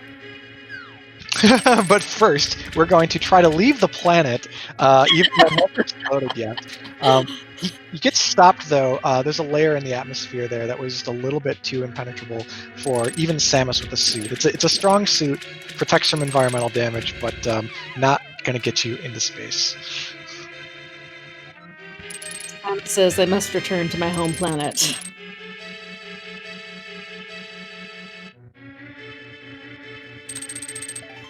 All right, left side swamp paying out only a piece of heart, so that feels bad. So I am a little worried. In Dragondarch's case, he's going to end up double dipping, leaving the planet at the end of this run. I mean, to be fair, it's a lot more efficient when you use the ship. It gets escape velocity much quicker. Actually, I'm pretty sure Samus speed boosting is faster than the ship, but that's an interesting fight in a bomb trees. I'm on push to talk, so nobody can hear me just like laughing at my own jokes over here, but I'm kind of dying. Anyway, we found a Book of Medora at the Bomb Chorizo, as you said, which is our first logical desert access. We could have gotten there with the sequence break, but desert access plus 2 tablets that are open. So, you know, Book does a little bit. It's a super fetch quest. Barnage, do some Mario strats. You don't need magic for the boss. And Dragondarch is at least going to check the moat item here in Wreck Ship, but no, he's going for Ocean Fly.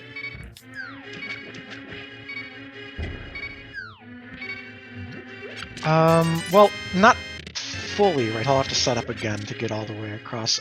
That said, with this movement loadout, like Ocean Fly is kind of... Oh, with Gravity Suit, you don't really need to, because you can run along the bottom here after making... I think with Varia, you absolutely need Ocean Fly. Okay, there's all our bottles. But we're getting to the back of Swamp, though, and not the payout we're hoping for. I would love to see that book eventually lead to... It's so out of the way, though, with Skullwood Stone, but I want to see Pedestal checked, right? Because Barnage is doing a slow pendant dungeon, so, you know, go on Pedestal, still a thing. Now, chat, before you get upset about commentators wishing for Ped, it's because we want to see a close race. So we're not trying to curse. Exactly. Do not hope for Pedestal at the beginning of the seed. We want Pedestal because we want a close race. And Bow on Ped right now is ideal for Barnage. Yeah, as commentators, we spend the early part of the seed saying, okay, here's some items, what can we do with them? And then as sort of leads become apparent later in the seed, we start saying, okay, how can our items like even this out in the closest possible way? Because you've got to make it interesting, you've got to construct scenarios for how trailing runners can get back into it.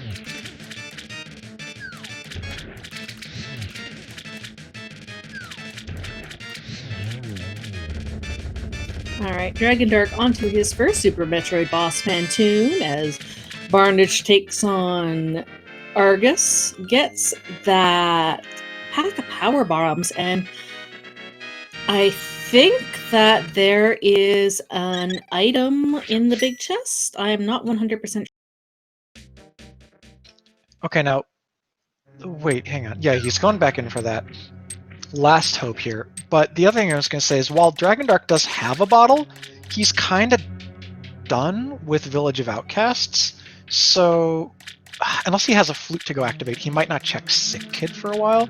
So, the bottle check could still be something that Barnes is like, well, I gotta do something with these items I've picked up.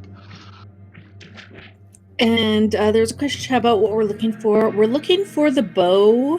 We're looking for logical lower Norfair access, either in the form of the flute or the high jump boots, and possibly the Meyer medallion. All right, Barnage, he's walking north. He's an elf on a mission. Where are we going? This is probably mirroring and taking the fortune teller portal. Oh.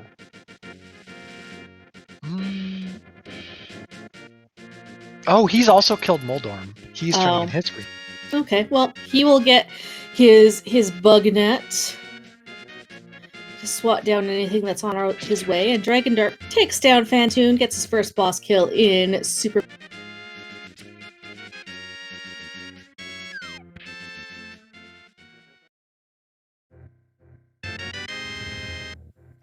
Alright, so yeah, Dragondarch now, his boss lead is substantial because he has an SM boss, he's got Skull Woods, and he's got TR. That's a lot of ground covered. With a full, slow, empty pendant dungeon cleared, Barnage, ooh. Man, super like universe brain play for Barnage is to go sequence break Lower Norfair, go to desert, find that it's not boots locked. Speaking of sequence breaking, there's our space jump. So LN's fully in logic for Dragondarch. Yep. Barnage to sequence break down to desert, find out that it's not boots locked, clear it, and blind pull pedestal. That would require him, however, to go and get his ether medallion first, and only a nope tank from Sick. Oh yeah, he doesn't even have. Oh my god, he's more behind than I'm even thinking in my brain. This is unfortunate. Yeah, so Barnage has to go and follow that speed booster to Big Pink, but instead he's going to follow that speed booster to Croc with that wave beam out of Ice Palace. Yeah, that's unfortunate. We were talking about earlier how awkward it would be to put something at Croc. Morph ended up being just behind the speed booster and ether and not the wave, but with Waver it was. This is one of those things that makes for a misleading play here for Barnage that, again, we really need something to be here in his favor to keep things, within spitting distance. Mm-hmm. Which at this point is the bow, the Meyer medallion. I was going to say flute, but there it is on. God, wait, if you're Dragondarch, I don't think he'll make this play, but if you're Dragondarch, you already picked up Space Jump and Flute in Wreck Ship. I would just leave. I know it's a playoff race, and maybe that's too risky, but God, I would just leave. Oh, that would be so tempting. Yeah, because right now, at this point, it is just as quick to leave Wreck Ship as it would be to just pretty much go back and re-enter. Even, you could re-enter via Forgotten Highway, but he's going to go and continue on to Attic. Right. This is the safer play, and we know that for him, even if there's absolutely nothing in the top of Wreck Ship, it is not at all going to eat away at his lead. But if... it's the kind of play that I might make in his shoes, knowing, you have no idea what Barnage is up to, right? Barnage could have the exact same read on the C to Z, but be playing it faster. So, yeah, the prospect of saving 4 or 5 minutes over my opponent by skipping top of Wreck Ship is super appealing. So we get in question chat, Morph Ball is in Mimic Cave that we accessed via the Ether Medallion in Big Pink via the Speed Booster from Super Bunny Cave. Wait, Super Bunny had hookshot. Speed Booster Oh. was Paradox. Paradox, right.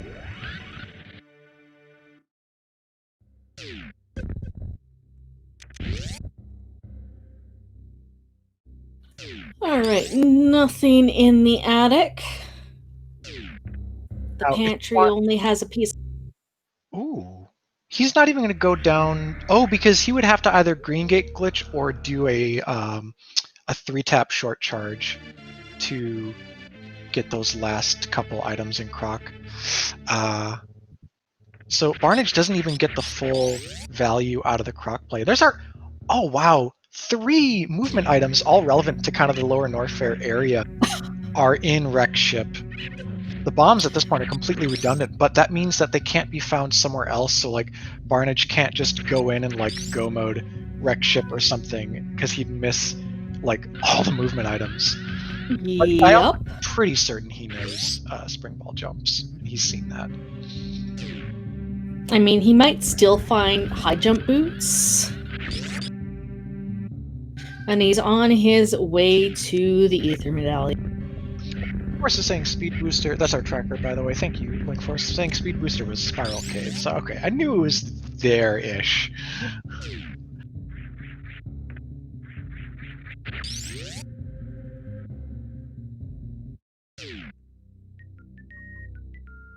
But yeah, for, like a lot of these plays from Barnage make sense if you think about it. You're taught after you play a lot of SMZ3, you're taught to push a speed booster early because the randomizer loves to give you Morph Ball behind speed booster in the early game. You're not taught to push it for Morph Ball at the hour-and-a-half mark. That feels almost a little too deep, like when you've got fully clearable dungeons instead as an option. So, you know, none of his decisions were like bad ones. They all really made sense for like item density. Even the trip into Upper Norfair way earlier, that was out of logic, and he just is been bitten by it being the wrong call over and over again. I'm trying to think in this tournament so far. I've seen so many seeds right now where it was last location Alpha Peeves, but it wasn't Morph. It was something else. And a hammer there. I feel like I've seen hammer there. I've seen Titan's mitts. I've seen a sword. And I feel like prior to this, it was always just a thing that, hey, your, Alpha Peebs is in logic potential as a morph location. But I feel like right now it's more like a transition location. Yeah, I don't know what kind of patterns to draw out of all of it. Obviously, we're on a new version of the randomizer as of a couple months ago, and there were some logical changes, but they were small. They could have had, ripple effects that like bear out over the course of many, many seed generations that you can see patterns in, but I don't know as if there's anything that would materially affect like more likelihood of progression in alpha power bombs. Speaking of that, we're back for the double dip to see what was behind our mitts way, way, way back when. All right, let's take a look. So Dragondarch, this is going to be a pretty easy route down to like X-Ray, Spazer, Kraid, that kind of stuff. We're going to most likely continue to see Brinstar be put off. So then after Kraid, like you do Kraid first, do you do Meridia or do you do Lower Norfair?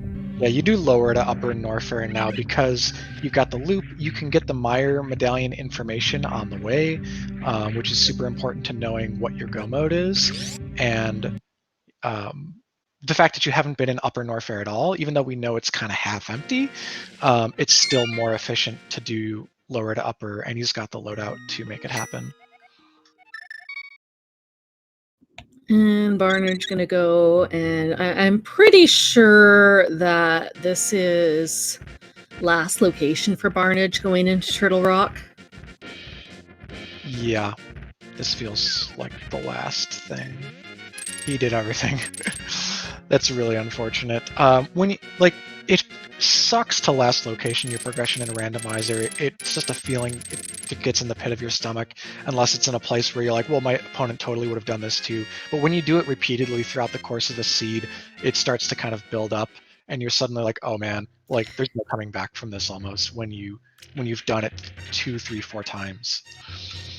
So when you've done that, do you prioritize doing more low percentage plays when you know that, okay, I'm not in go mode, or do you prioritize the high percentage plays and just hope that your execution is?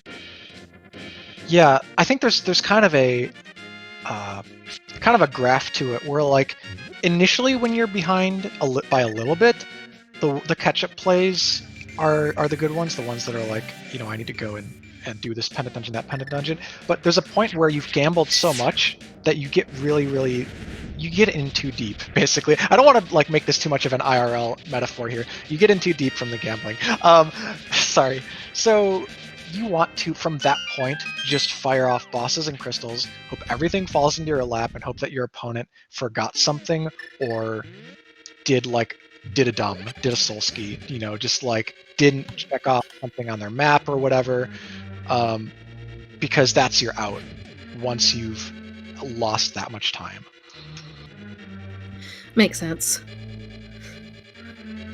So we might see the more of the boss rush from Barnage, and I can then see him skipping Wreck Ship, because that's always been the dream meta play in a lot of the SMZ3 community, is that you would love to be able to just go mode Wreck Ship, just go in, kill Fantoon, get out.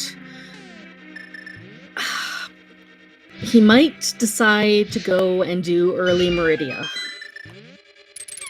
Yeah. I mean, Meridia, it's like if there's nothing in LN, right? Dragondarch's gonna do lower to upper and end up in Meridia after that anyways. So, like doing Meridia before Dragondarch for Barnage isn't a play that saves time really. It might be a good play, it might be the right play, but yeah, hopefully for his sake, the items he needs are in his route without too much time gone far out of the way, but he's going to need Dragondarch to probably make a mistake. And it seems pretty unlikely at this point. He's been playing really solid. We haven't had a chance much to talk about execution. These two runners are really evenly matched, I would say, in terms of execution. Dragondarch's, Super Metroid movement, even when he was at low items, was quite good. And now that he's got almost all the luxury items you could want, having no issues at all. His Link to the Past movement was really good.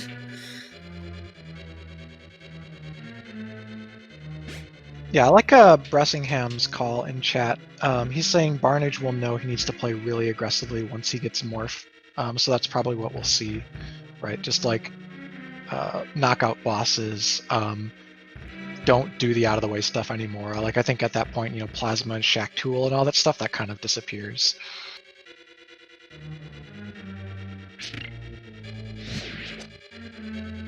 Nice little coming out of Kraid. That's a fun movement trick you can do. You can like shoot a super from really far away across the room and get a mock ball in the air going to go right under the breakable block. It's always impressive to see people pull off.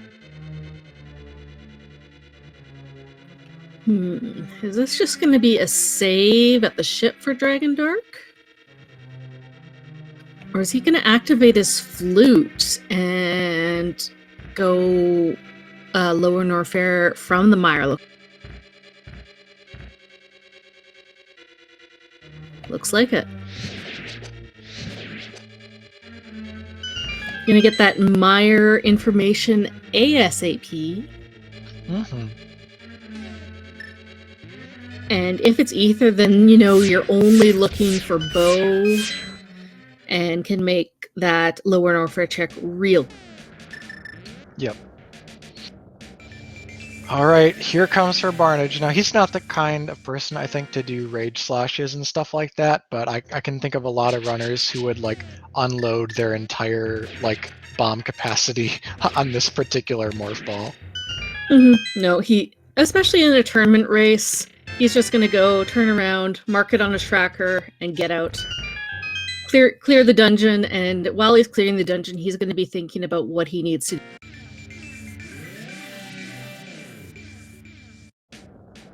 Runners in chat kind of agreeing with the strategy of pushing lower Norfair now. You have to do it.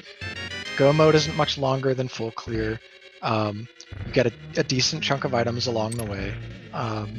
And it is sort of the deepest place in the logic.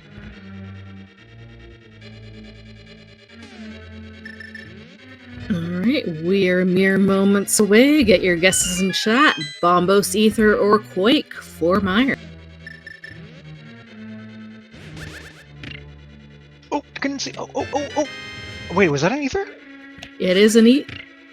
Look. Yeah, I thought I saw Ether. Yeah, the screen was a little grainy, but yeah, everyone's calling Ether. So, alright, that reduces our Go mode requirements. It also means we could have Bow at Pyramid Fairy. It absolutely does. So do you clear Meyer right now? Yes, you are here. You do the required thing while you're here. Do you dip Desert before going through Lower Norfair? I mean, I would. Gosh. Okay, let me think. Real serious talk. If I'm in Dragondarch's shoes, he has been relatively thorough. I think just going in as far as the torch and the center chest and desert is, not really lost. He's gonna pick up a spring ball here. I think it's worth it to just, like, pop in. Spring ball is super nice before Lower Norfair and Meridia. That's gonna, it saves you a couple of seconds in some.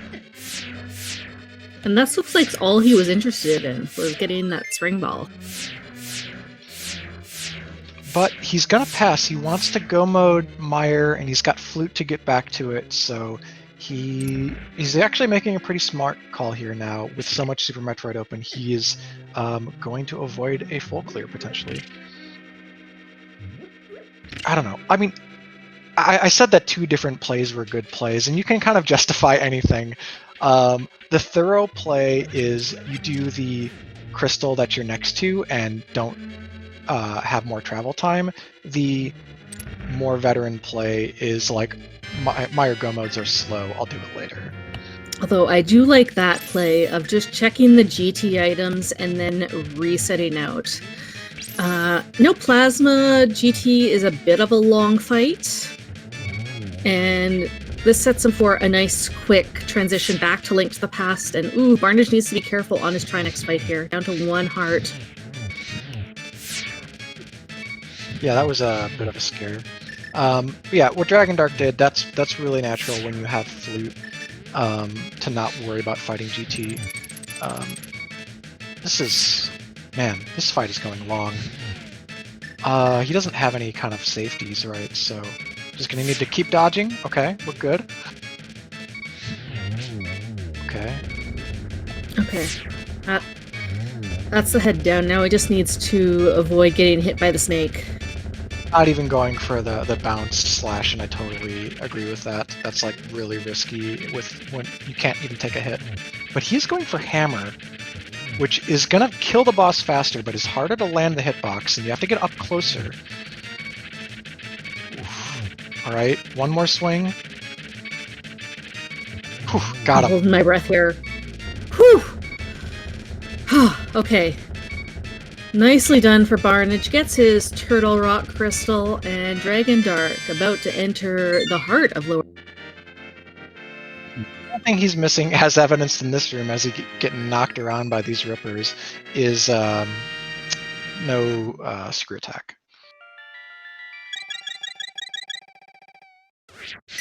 So no screw, no plasma does add a little bit of time here, but I'm pretty sure he has full new beam. I saw Spazer acquired at some point. Yeah, Spazer was, I think, after Crave.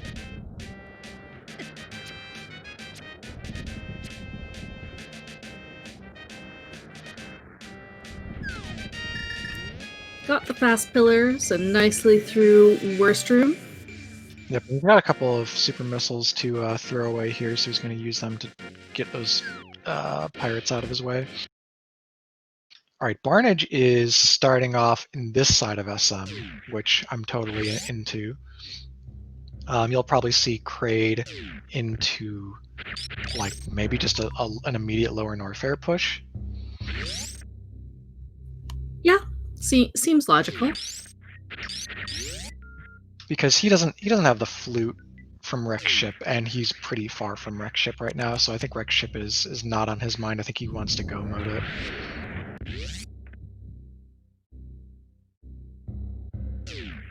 Spazer was somewhere in Link to the Past? Okay, I honestly don't remember seeing it.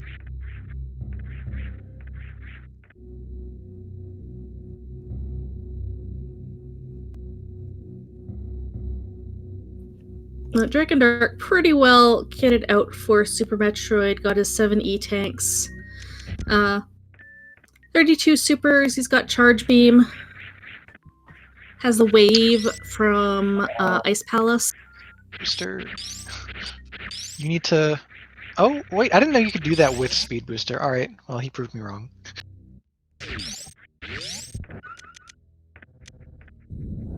Ooh, nice, so Dragondarch just used the iframes from that power bomb to get past the, God, I don't know. It's not a side hop. Deskiga, there we go.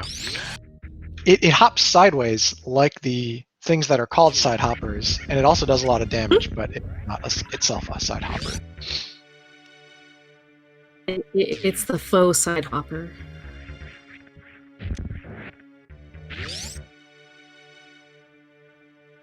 Going for the super missiles on the gold pirates, get them nicely. Yep. Dragondarch wants a few more super missiles to make the Ridley fight convenient, but they're not necessary because he does have Charge Beam.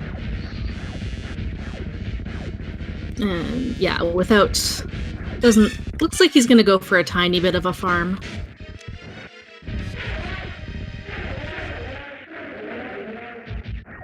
Barnage does get the quick kill on Kraid.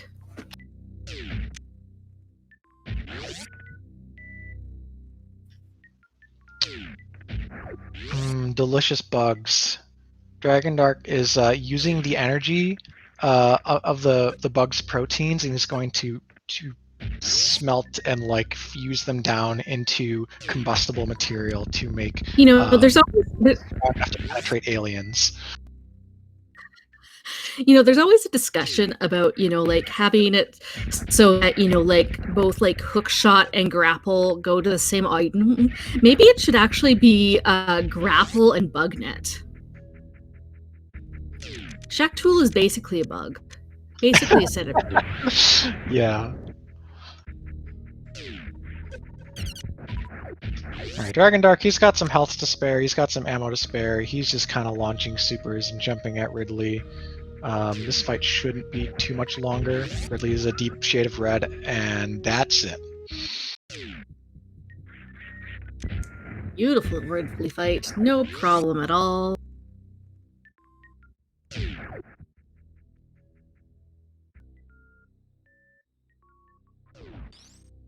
And our item behind Ridley is a vanilla E-tank. That's cool.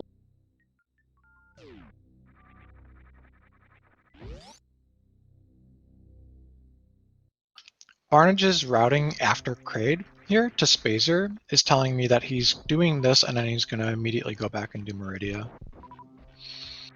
Because, like, you don't come over here for Spazer otherwise, right? You would, like, leave it for, like, late game cleanup and you would head down somewhere. Or he's going to do X-Ray? No, I actually don't know what his route is, because reclimbing Red Tower, which also has an item you've already seen, isn't maybe the best bang for your buck at this timestamp. Yeah, especially since he chose specifically to save and quit to the mountain to take that Norfair portal. Yeah, when he could have gone Uh, north-south instead. I I think he might be in a combination of, trying to do those high density checks, but then also doubting himself since all of his other plays didn't play off earlier. And that's a position you can get into really easily. And he's gonna have to do this with grapple. Space jump is in the back of wreck ship. No, sorry, flute's in the back of wreck ship. Space jump is at right side supers. Dragondarch, he's on his lower Norfair escape. Got a pretty good health pool. I think he'll be fine. He's got more than enough energy to go and just body tank all the three musketeers at the end. Firefly is a whole 50 rupees. Also, shoutouts to no high jump for all of this time in Metroid. This just feels so terrible. And hello, Raiders from SpeedGaming 2. Welcome to this SMZ3 matchup. It's a second round matchup. Maximum Varnage got a bye to the second round as account of his SRL points leading into this seed, but Dragondarch making an impressive showing so far. And unfortunately, with this routing, it looks like Barnage is headed for wrecked ship, which is kind of, it's good and bad. Like, it'll get him not strictly necessary movement items, and it'll get him a boss clear, but unless he skips the top, he's not making up any time on Dragondarch. In fact, he probably loses just a tad with how he routed it. So if you are looking for time saves for him, this is not one of them.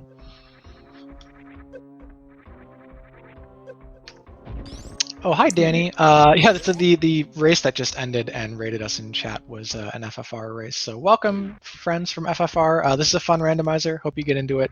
It combines two really fun classic games, and you're seeing some high competitive, high skill play in the playoffs of this particular tournament. Dragondarch kind of running away with this seed, but if Bo is, well, no, we said now that Barnage is going into wreck ship, which is not gonna lead him to anything. If he quits as soon as he gets space jump, then behind, but lower Norfair didn't have anything, so I wonder if our bow might be in one of those items in Croc that Barnage had to skip out of. Oh, that would be actual worst case scenario for him. Yeah, you don't want to see that. You want to see probably something like the Brinstar double dip or something that he gets to first. Yeah, something like Speed Booster or, Blue Bryn, someplace awful. So clearing without Morph Ball, going down to clear Croc is super awkward, and I totally get why he didn't bother. You orphan Cosine Room, and then you're basically forced to choose between gate glitching to go check the grapple beam location, and then do a really difficult Indiana Jones grapple across to the top item, or you need to go down immediately and do, I think it's a 3 stutter or a 4 no stutter charge to get through the blocks at the bottom there. Yeah. There was a comment from Yieldfart Gamer. What do you think about the play through Forgotten Highway for Barnage after he gets his space jump?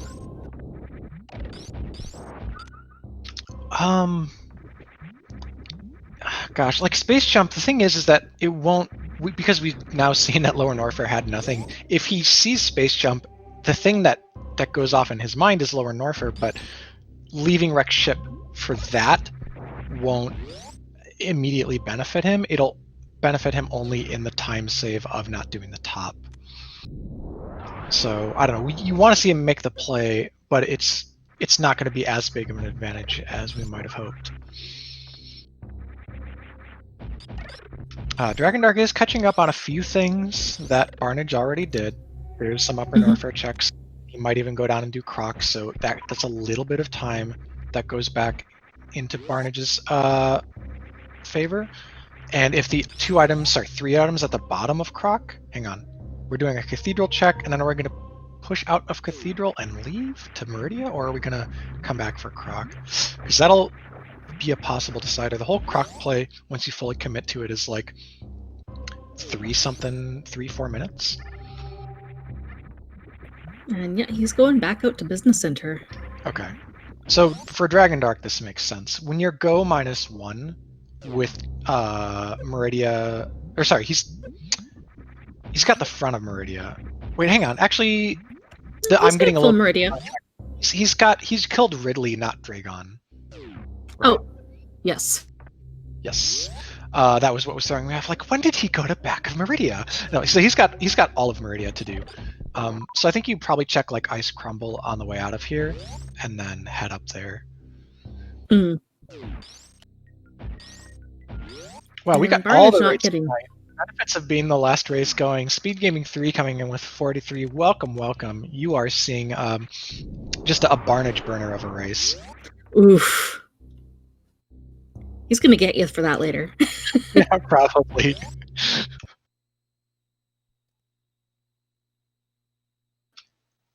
Right, Dragondarch not even interested in Ice Crumble. He's back into the portal. He is going to flute to 4 and go Meridia back to front. I like this. If Bo is anywhere in the vicinity of Dragon, he's just like, he's so happy and he can immediately push to the end game. And if for some reason Bo is at Plasma, this is the most efficient routing to get through there.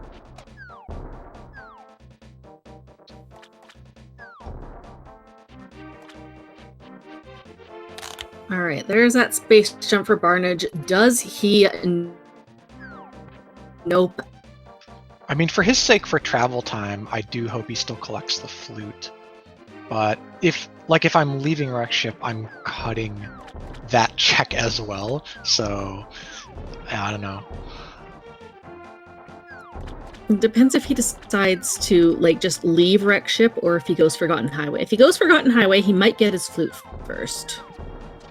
Oh yeah, I guess Forgotten Highway is surprisingly decent here. Mm-hmm. But without the Dragon kill already, you don't want to put yourself in the vicinity of Plasma without Dragon already dead. So Forgotten Highway is kind of wasted movement, right? Versus just going back to the portal and resetting.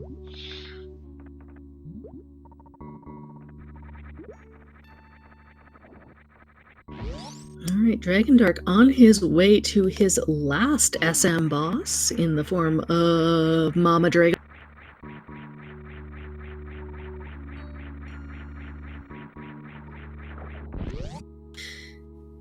It's kind of funny how this was the original Mother 3. That's Gomo at the 2-hour 5-minute mark. Dragondarch, who has just made the plays tonight, gets his bow at Precious Missiles. Back of Meridia, skipping the rest immediately was the play. We're going to see him blitz out this seed from here. Now, let me channel my inner chat. We still do have a less than 5% chance that Dragondarch is not in go mode. Yeah. It could be Big Key on Torch. And additionally, the boots could be on pedestal behind a non-boots locked desert. Ooh, nice quick grapple kill there for Dragondarch. Okay, and Barnage did nope out after getting his flute, so I was just peeking at the Dragon. Alright. Yeah, Dragondarch makes this check and makes other similar safe quick checks for what are you doing? Oh, come on. I guess he doesn't care about safety, but magic powder is really good in Ganon's tower. Anyways, magic powder is the best safety to have. Yeah, it'll fill you up if you after have the Samari, gauntlet, right? Oh, that too, yeah. Yeah, and if you have Samaria, it doesn't even matter if you don't have magic. Yeah. Now the powder's like, it's super valuable. It can get you that clutch refill in GT. It can also speed up that room right before Moldorm 2, because you can immediately powder both of those anti-fairies to check the chest. I don't know. It's not like he needs checks now. He's got Master Sword Silvers. Nobody loves finishing the game on Master Sword. He probably runs into one in Ganon's Tower, but I like that he's going to make a few more of these nearby checks until he gets there to possibly give himself Tempered Sword. But I mean, that's the ideal. He does have silvers, so it's not the biggest deal, but it's a real nice to have. Yeah, while Barnage is doing the second pass through, this might not be a full commitment to Brinstar. Maybe it's just Gauntlet and back up. But that being said, Barnage isn't in Wrecked Ship anymore, which means he totally skipped the rest of it. Which, the only thing he's missing in terms of items is Morph Ball Bombs, which is not important. Dragondarch is going to go and knock out Mire, hoping for a Godmire. We'll get to have a pretty quick pod since the big key is over on the Bowlock side. Oh yeah, isn't it a small key, big key over there? So oh my if god, that's God Pod. Except for the fact that there was a small key in the shooter chest, so he'll probably do the middle first. Oh, okay. Both would be the amazing play. Yeah. Anyway, so Mire here. Best case scenario, I think when you have this loadout, is you want the big key in the spiky room with the Stalfoses. Best case scenario for people who have boots and can hover is the bridge chest. Yep. Really, either of those chests are fine. We call them both Godmires, but yeah. While the Godless Mire is anything that involves you doing cutscene or going full right side, especially after cutscene. Yep.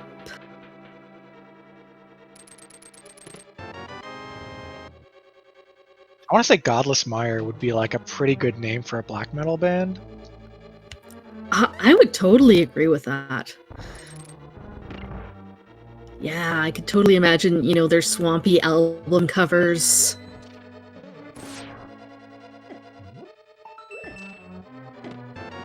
Okay, right. You know what? I'll take a heart right there because we were so low. Dragondarch. Okay. He may need to, before the next round, do a little bit of tune-up on Link to the Past Go mode routing here. You never need to do the top of Mire. Yeah, let's take the scenic route. Yeah, there's a key up here. This is the fish room. You actually don't really need more than one key to just full clear Mire, right? You can avoid all the locked doors after you get that first key to go hit the switch. But here goes. And that was the fish room. I hope you enjoyed the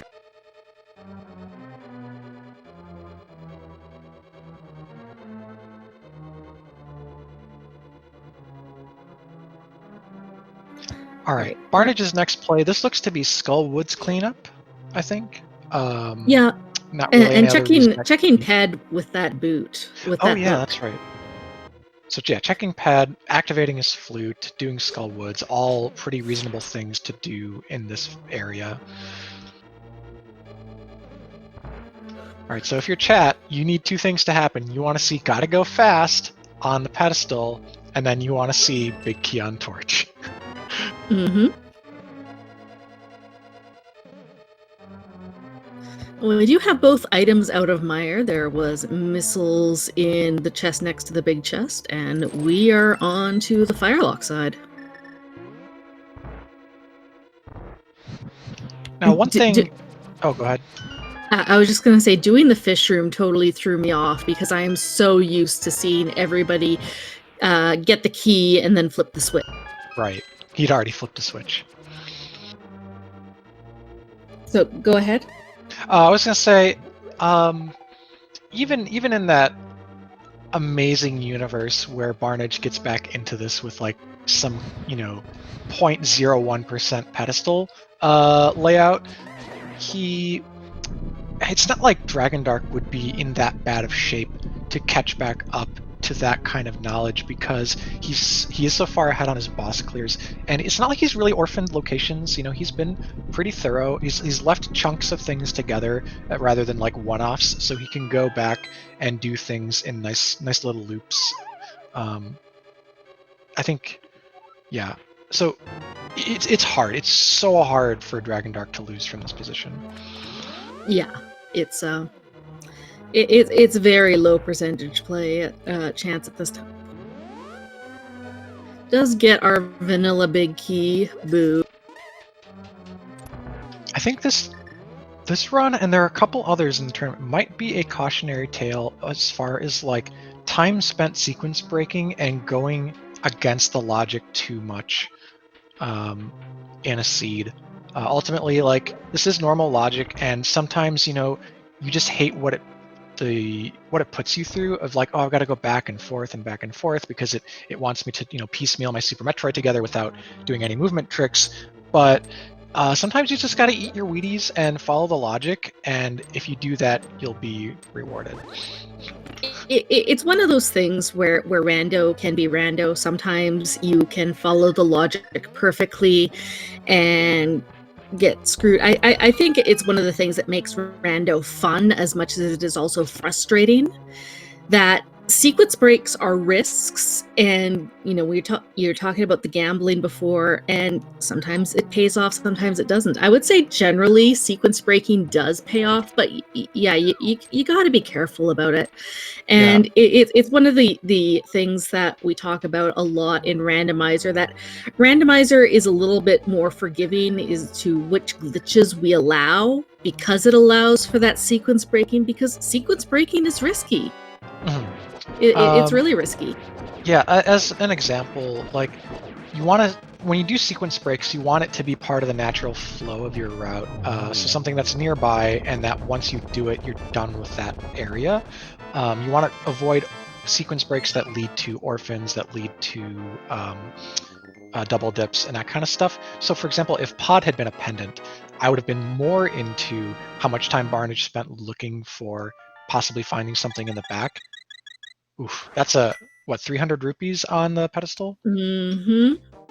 All right, so Ped's dead. Yeah. But yeah, with Pod being a crystal, like, you're coming back when you find your bow eventually anyways, so, the Mimic clip is one of those too deep sort of lines. I would agree, especially with how much time it took for him to pull it off. All right, so speaking of where we are at in this seed here, in Pod, Dragondarch he's fluting to 5. This is super straightforward. He's going to go up to the front of Pod. Either or, he can mirror into Eastern and finish that first, or he can finish Pod and then do the mirror. There's nothing really to be gained from either, as far as like items out of one that would make the other faster, so he's just got to knock out these last 2 crystals and then he'll be on his way.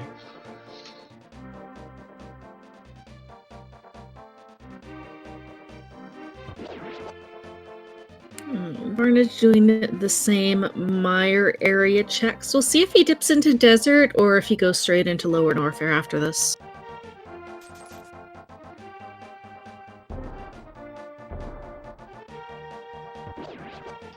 I mean, because of how he played Wreck Ship, I could see him go moding Mire right now and then doing LN. Or trying to go mode Mire. I don't think the big key layout was favorable. Yeah, with vanilla big key. But okay, he's going into it. He's going to hope that he gets bailed out with a bow here. Fortunately, is on the wrong side of the map and in the wrong world for that to happen. All right, go right, Dragondarch. Yeah, all right. So Dragondarch, he's making a heads-up play here. He gets to skip like everything else in this dungeon and just go straight to the back. Mm-hmm. I'm going to be rewarded with a big key and an extra small key to take home.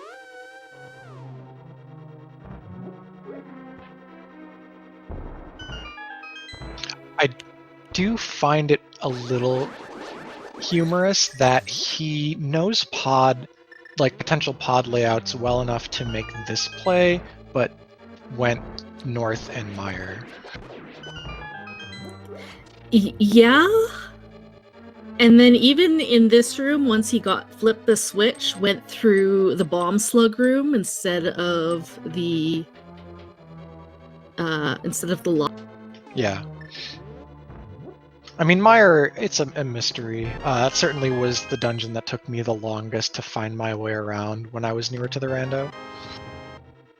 There's so many like traps as far as wrong ways you can go accidentally. I ended up having to watch a video on YouTube that was like, here's how to route this game in Randomizer. I got lost in pod when I was first doing it because I just had no idea where all the chests were for the keys, and I was like, okay, there's not there, I've ran out of keys and I'm not supposed to be in this dark maze. Where are my keys? Yeah.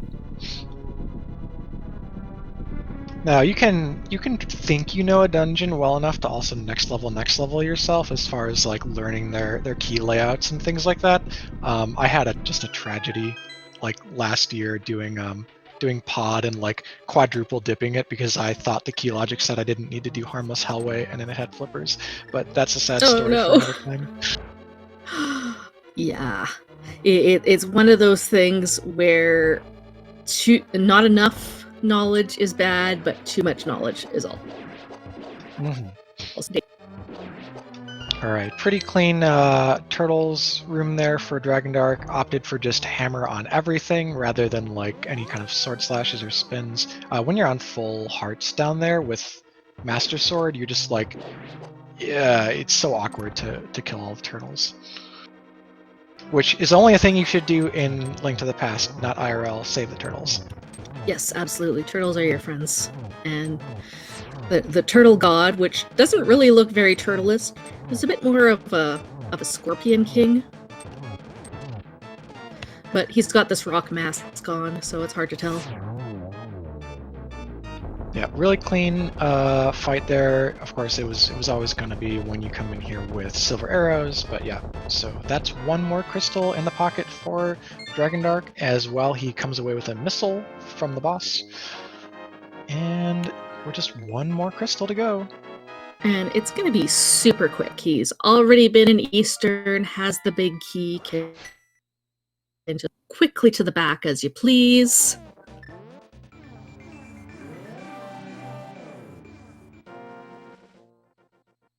Barnage will get his second item out of Meyer here and make his way to the boss for his own vitreous fight. So he will have both 5-6 crystals. Do you see him doing that before Meridia Lower North? Probably not Lower North. Yeah, exactly. You do Lower Norfair right now. You come out and probably clean up what's really nearby in Upper, maybe just like the Norfair Reserve. And from there, it's like it's hard to leave from Business Center when Meridia is on the table, but we also might see him make the same play of going to the back first, which would be better for him, right? You want him to get his bow sooner rather than later, but being in proximity to Meridia and Business Center, it'd be hard to see him leave Super Metroid.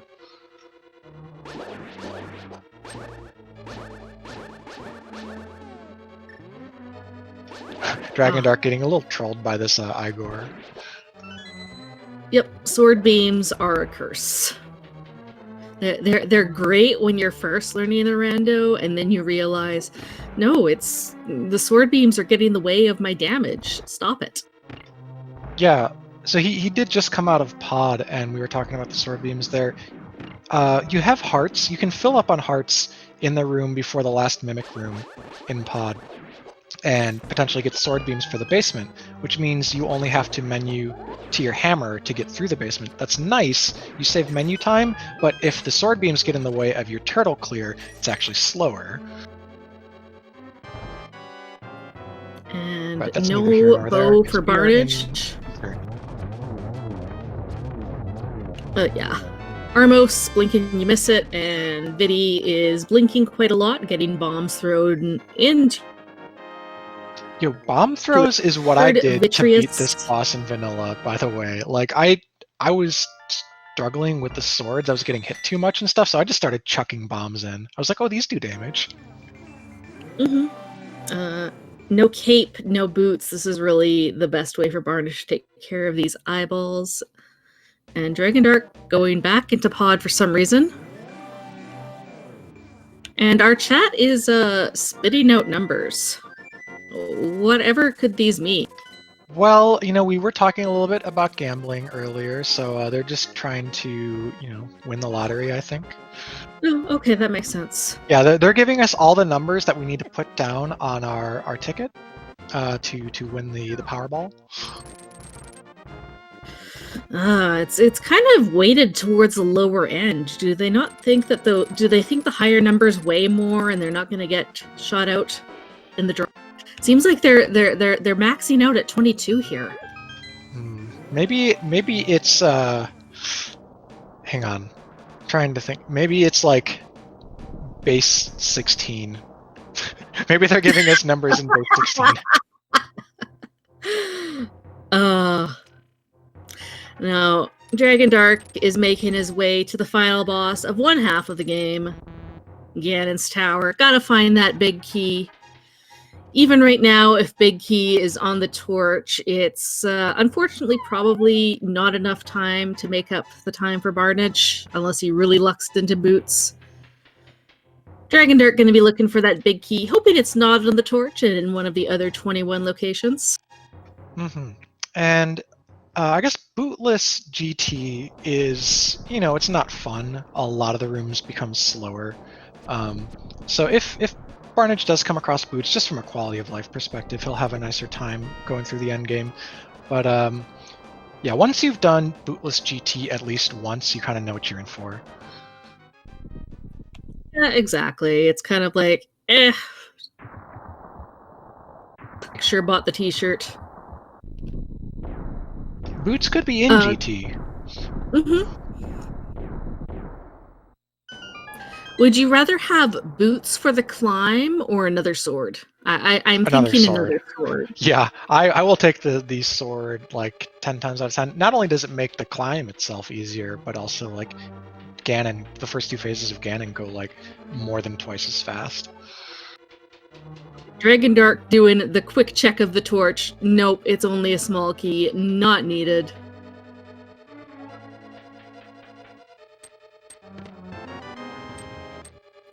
And Barnage is skipping out on Lower Norfair and instead is going to go and do Meridia.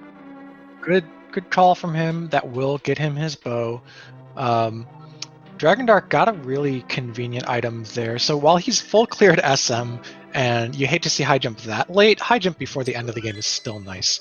We know that he does not baby skip, but he will still be able to do a faster climb, and it's just, it's nice. It's nice knowing that you won't like Leodox yourself or even just fall down and waste like a minute climbing out of the acid in the escape sequence. And yeah, that was the high jump boots. Pegasus boots are still not to be found. There's a question about where they are. They could be on either of these tablets. They could be underneath the shovel. I mean, they could be in Croc or Ice. They could be in any other part of Meridia. Maybe behind in Desert, Pyramid Fairy. Lots of places for them. Also, I do like that Barnage, before heading over to Meridia here, he did clean up that... Oh, no, I get what this is. This is Bombo's tablet into Pyramid Fairy into probably Meridia. Oh, okay. And Dragondarch making the good play, grabbing an extra key, making sure to go up there. And yeah, that was chest number 8 for those of you who are playing. Remembering to grab that key is very important. Finding the big key in that double torch room can be a little bit of a double-edged sword, and I think that actually means that Ganon's Tower is logically boots locked because of that small key on the torch. Oh, wow. That's funny. No, depends on Oh, what was in tile room. okay. Yeah, there's some really weird key logic that can happen in Ganon's Tower, but the moral, or sorry, the lessons you need to know are never waste a key and always go up with at least one, like preferably two, just to make the top of it assuredly faster.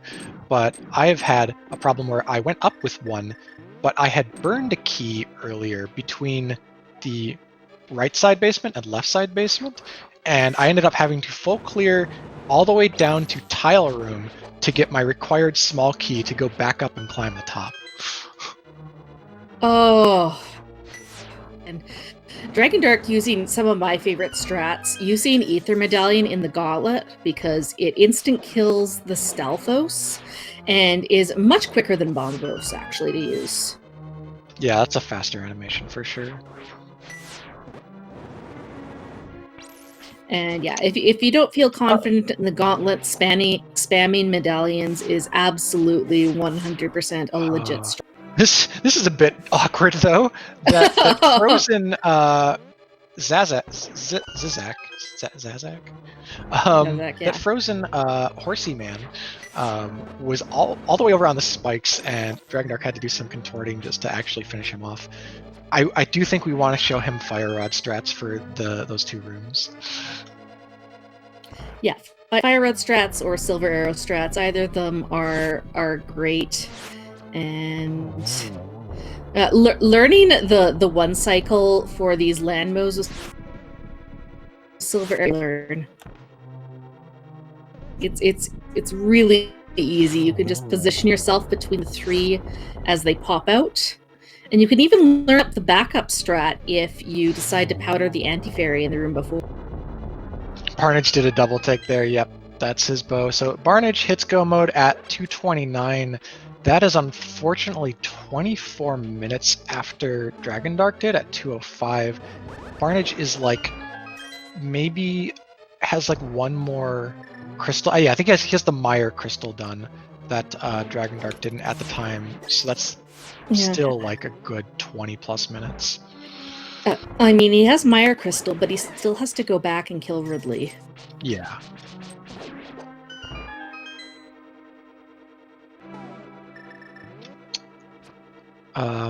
Okay, that silver arrow just like split the uprights and went straight down the this hallway. It's linked. That was just. All right, Barnage has been grabbed, so he's just going to chill out here for a couple moments and wait for Dragon to start wavering back and forth far enough to actually get in range to be grapple killed here. And oh, that's it. Nicely done. And Dragondarch onto the mini Helma's gonna get his other key. Yeah, Chadwell in chat pointing out that Dragondarch, if he had the powder, he wouldn't have had to burn that potion there. So with only Master's Sword, TBD if that comes back to bite him on Ganon and he ends up having to like leave and flute for a potion or something. I wonder if he didn't know about the full magic refill between torches 1 and 2 because he was using his lamp on torches 1, presumably to save magic.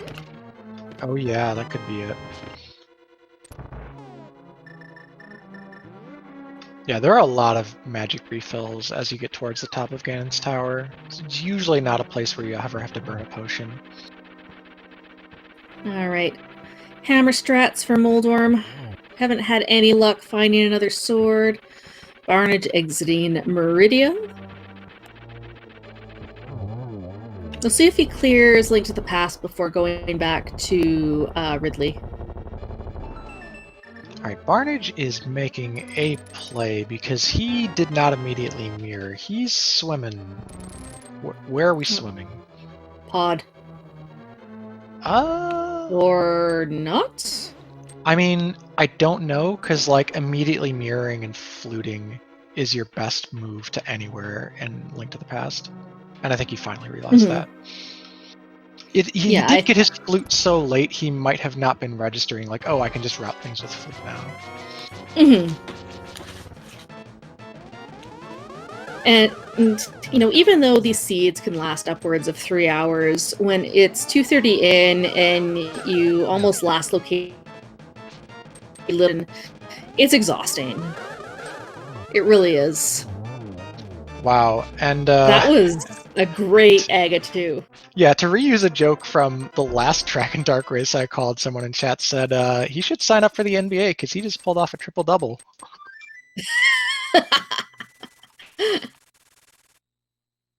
Alternately, if you're someone who enjoys California cuisine or otherwise out west, you can go to In-N-Out and get your double-double-double.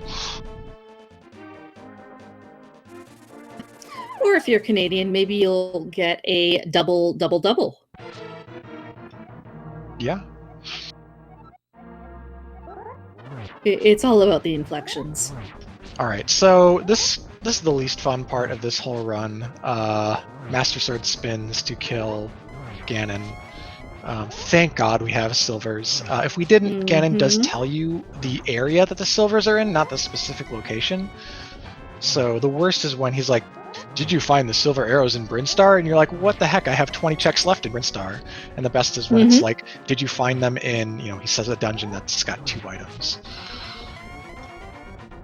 Yeah, you want to line yourself up. If you could, oh man, getting behind Ganon here so he could bounce off the wall would have been decent positioning, but it's not a great spot. Really, when you're on Master Sword, you really hope for the god spot of getting Ganon in a corner. Like that! Like oh right man, there, if you could have gotten behind that torch, oh, he would just be able to just pile on the hits. Yeah, you're looking at 12 spins per phase. We are into phase 2, as you can tell by the fire bats spinning around. Yeah, he almost got right behind him right there. Then the spins do double hit. Is if you're really quick, is you get at the side of Ganon and place a Samaria block on the other side of you, and then you'll bounce off the Samaria block and your spins will also double hit. Yeah, this fight is by no means free as far as the first 2 phases go with Master Sword, and we don't have cape. We just don't have cape, and honestly, like having used the potion in GT, our safety is a little light. He is. Oh wait, he has one more blue potion. Oh wow, the god, the savant. Okay, I thought we were working with one potion. I was very scared. Whew, but we're in phase 3 now. The hard part of this fight is over. Just gotta wait for Ganon to stop warping.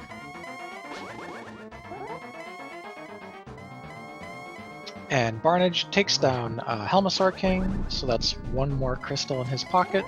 Just has to do Eastern.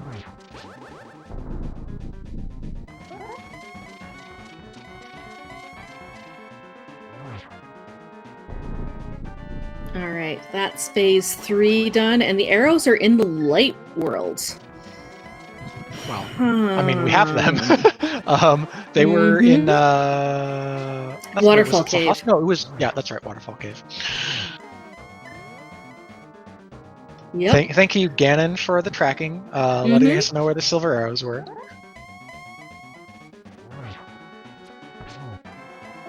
All right, as long as he doesn't fall. Yeah, this is like the last potential risk here. He could have maybe bounced and fallen there. Oh, he has 1 more hit to go, though. Yeah, 1 more, and Ganon. Missed it. Oh. Alright, he got Torch Glitch. He has plenty of magic with half magic. You just gotta take it nice and slow. But he is down to 2 arrows. But it's fine now. Wow, yeah. Oh my goodness, I didn't even notice his arrow count. He clearly is noticing it because he shot the last one at the ceiling.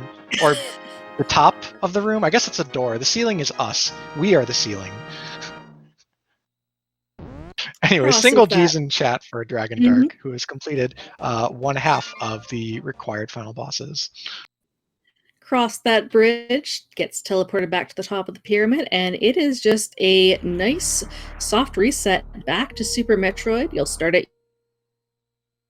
Do you ever think about how in Super Metroid, we, as the players and the audience, we're the fourth wall, but in Link to the Past, we're the ceiling? I can honestly say I've never thought about it before, but now I can't stop thinking about it. Anyways, It's so like Dragondarch, he's got we're the ceiling. straightforward finish here. No plasma beams, so we probably won't see a stand-up on Mother Brain. We will also, again, because I know that he just won't do it, he won't baby skip, even though he has the loadout to do so. Maybe a Zebetite skip, not necessary with this much ammo and charge beam and all that stuff. It's a possibility.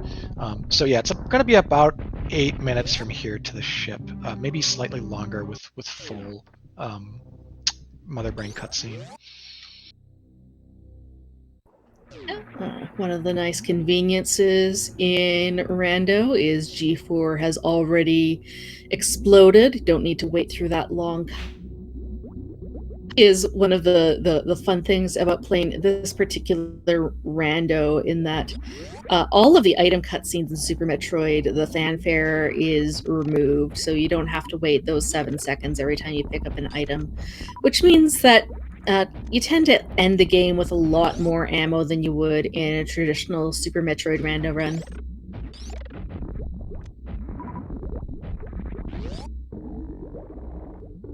So also I want to point out something about the pace. So here we have another case where like Barnage is still actually on pace to sub 3 the seed because it is a quick big key in Ganon's tower.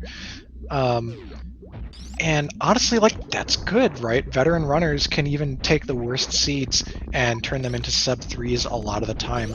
Unfortunately, the caliber of players in this tournament, especially in this bracket stage, means that like sub 3 is not going to be good enough a lot of the time. You need to get that like 2-4x to really feel like you're, likely to advance.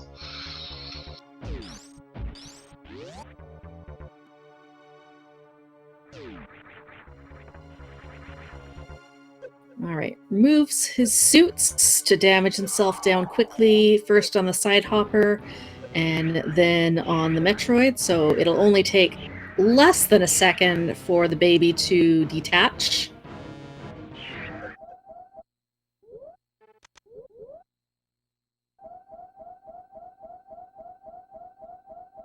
Then quickly re-equips just the gravity suit.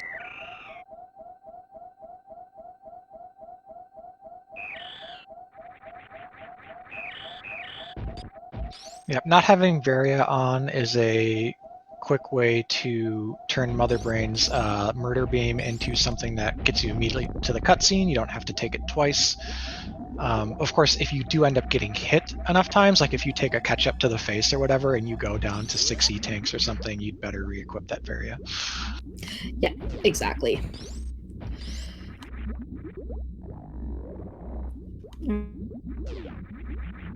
All right, hiss, and then we'll see that small key on the torch, and no, he will not need the Pegasus Boots this seed.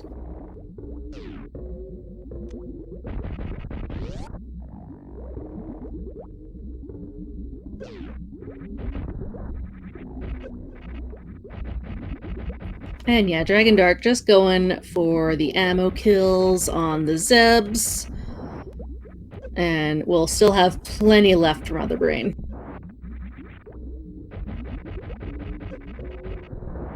Barnage is on the right side, that is the left side of Ganon's tower to get his big key, so he's in good shape here. He's on the correct side. There we go. That's The how correct we, side. yeah, that's how we avoid confusion. I get caught by that every time I'm like giving somebody directions. It's like, all right, you go right to the lights, and they're like, but we're turning left. I mean, just go all the way to the lights. Alright, and Dragondarch is about to light up Mother Brain here. We're going to start with Super Missiles. Good idea. Super Missiles are his best option for DPS with the beam combo that he has. They're actually the best overall, I think, or at the very least, like, tied or too close to call with full beam if you have 60 and you don't miss a shot. But also, using charge beam does require that you don't miss shots, and they're a little easier to miss because you sometimes don't fully charge before releasing. Ooh, did take a catch up, so we're gonna want to see a little bit of suit action, and he's going into the menu. Yep, refill from there, and probably turn on Varia. No, he's gonna continue to risk it. Okay. Well, I mean, he could take one more catch up. Fine. Okay, he's fine. He's actually. I didn't realize that Mother Brain was already dead. He's No, better at math than I am. I mean, if Mother Brain was firing ketchup beans, that's a pretty good sign. Yeah, the 52 supers meant that only like a couple of new beam shots were required, and he got through them all.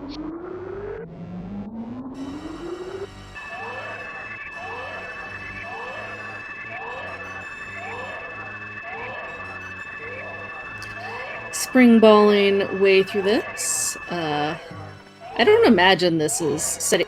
Is he just doing this for fun? Because I don't imagine that he's gonna even bother trying for stand up here. No, he is. So okay. This is this beam combination is fully 1/3 of the damage of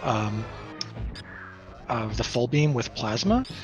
So it's not great. You're not making a ton of progress towards the Mother Brain 3 fight, and given the risks of doing a stand-up and losing time, I think most runners will just concede it when they don't have the full beam and do the cutscene just sitting down or kneeling down, I guess. Yeah, at 1/3, if you're getting the full shots, you're only saving maybe 12 shots of the hyper beam. Yeah, and that's at a maximum. It's probably more like. that said, he hasn't really missed here, so this is a very well executed stand-up. It's just not contributing much. Like, Mother Brain didn't even change colors.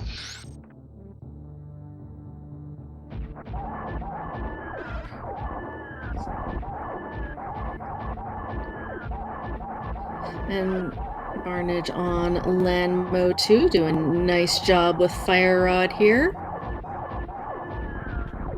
All right, nice little pattern there. So, a lot of runners will approach the Mother Brain 3 fight a little differently. Some people use the just safe, easy lag corner where you just shoot angling up from the bottom right.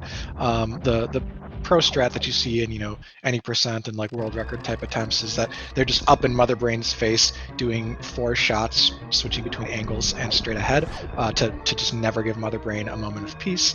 But Dragondarch had a really nice sort of hop and do 2 angled shots per head bounce there. From like the middle of the room, and I've actually never seen someone do that, which is why I'm spending all this time commenting on it, because I thought it was really cool and it was very efficient. It is really cool, and it just kind of shows that Dragondarch is just really skilled at this game and coming up with maybe some alternate strats. I don't sure if he learned that somewhere, if that's just what he kind of figured out on his own, but it's neat to see.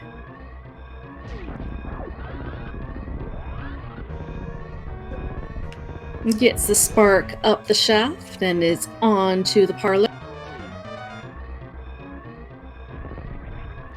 Yeah, this is all straightforward here. Nothing but steam between us and a finish, and man, Dragondarch is just seconds away from being into the 3rd round of this bracket, which it's an enormously competitive bracket. So wow, I'm just so impressed. GG. Get all the GGs in chat for Dragondarch, finishing first place in this race. First 45 minutes and 55 seconds. Sub 3 for this kind of seed that's an impressive time. That's a really respectable time. Yeah, that's enormous, but it does come around to the plays that he made late. He prioritized bosses, and he went straight to the back of Meridia to get his bow, which not everyone would do. People might say, well, bow can be anywhere. I should just, clear everything. But he made the call, got super rewarded, and had a really fast go mode.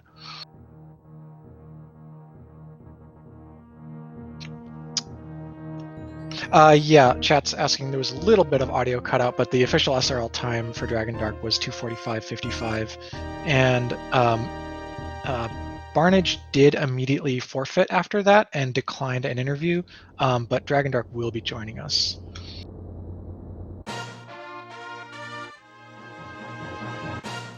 I just took a look at the challenge. Dragondarch is going to be meeting Bressingham Voigt in the next round for his opponent. So, Wow. Bressingham is another, veteran of the SMZ3 community. Has played a lot of community races, so that's going to be a really neat match to watch, and I'm going to be hopefully I'll be able to catch that. Yeah, Bressingham is a strong player, someone who, when he started out, I was racing a lot alongside him and helping him learn the tricks and stuff, but then he just, he practiced so much, he rocketed past me and a lot of other people. Bressing was one of the best players out there, and he will be who Dragondarch, who has just joined us in chat, is meeting next week. How are you doing? That was a seed. Yes, it was. That was a lot of crap early on, and then jet seed. Yeah, actually, it was kind of the tale of two halves, right? Super duper awkward piecemeal progression to get you through most of Link to the Past and a little bit of SM, and then just bang, bang, bang. It's like they gave us both suits very early, and then almost nothing else to go with it. So it's like, well, when I get the Morphball, I can go do a whole bunch of stuff. I just need it. And then I ran myself out of checks in Link to the Past, except for Hera. So I decided to dip Pink Brinstar, and I saw Ether. I'm like, I know what you're telling me to do, game. I don't like it, but I know what you're telling me to do. And at that point, I knew Turtle Rock was very likely going to be the play, even though I had Ice open. Yeah, I mean, the seed was kind of screaming at that point logically, why would you give Speed Booster to Ether with full TR access if not for that, right? So we were really happy when you made that play. It was just a good read on the logic, and that is unless he has a fairy, that is a Ganon death for Maximum Barnage, which probably concludes his run. Yeah, that's an awful way to feel it. Barnage had some issues. He decided to sequence break Upper Norfair early when you guys got the Death Mountain access. He used the Ice Beam to go and check Bubble Mountain, and obviously that didn't lead to anything in particular. You guys were doing Hera at about the same time, but it was a double dip for him. And I think he went to Hera before he got his Titan's Mitts from Alpha. Yeah, I mean, I double dipped Hera as well. I did it early, just looking for items, and then later on, I went back up there to do East Death Mountain. It's like, well, I'm walking right by it anyway. It's only going to take a moment to pop in and kill Troll Door. Yeah, green pendant pickup is a super smart play there, so we were into that idea. And I don't know, it was just so trolly at the start, and then everything just seemed to fall into my lap. I mean, I was gonna go into Thieves Town even earlier than I did, but I'm like, I have nothing that resembles a weapon right now. I don't want to deal with this, so let's go down let's do overworld checks. Found a sword. Okay, now I'll go do Thieves Town. Oh, there was a sword in here. Thanks. And the hammer, right? Yeah. Mm-hmm. So hammer. Oh my god. Go ahead. Mind of me.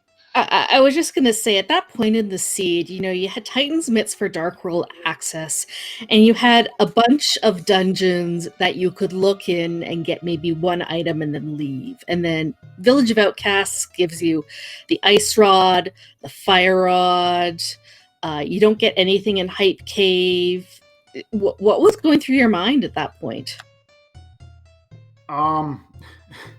That I was probably going to have to dip Thieves Town without anything resembling a weapon at that point.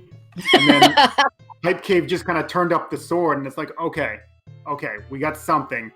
I'm already over on the east side. Let's just check Pyramid Ledge and then go get Catfish out of the way so I don't forget about it. They didn't turn up anything. It's like, all right, go back. We'll do Skull Wood since I already have Fire Rod and I found half magic. We can just go handle that, and then check Bumper Cave, check Graveyard Ledge, and then go back and hit up Thieves Town, and then just kind of go from there. It's like, oh, and then it gives me the hammer. It's like, oh, well, that opens some things up. That was such a weird seed.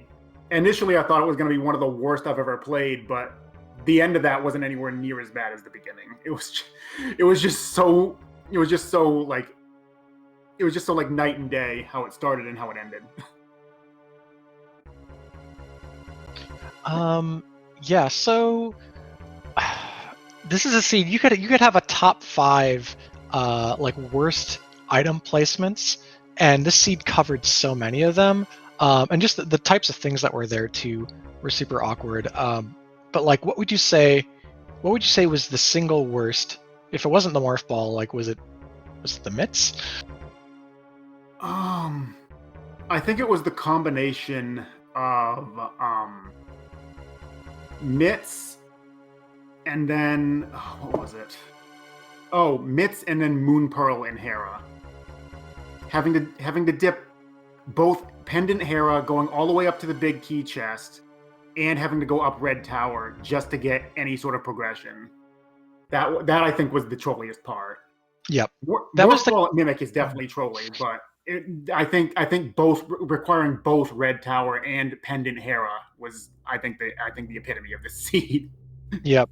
So the early game being as awkward as it was, it funneled you both to that Red Tower location eventually. So like you were more or less on pace. Maybe Maximum Barnage was like slightly behind from some sequence breaks.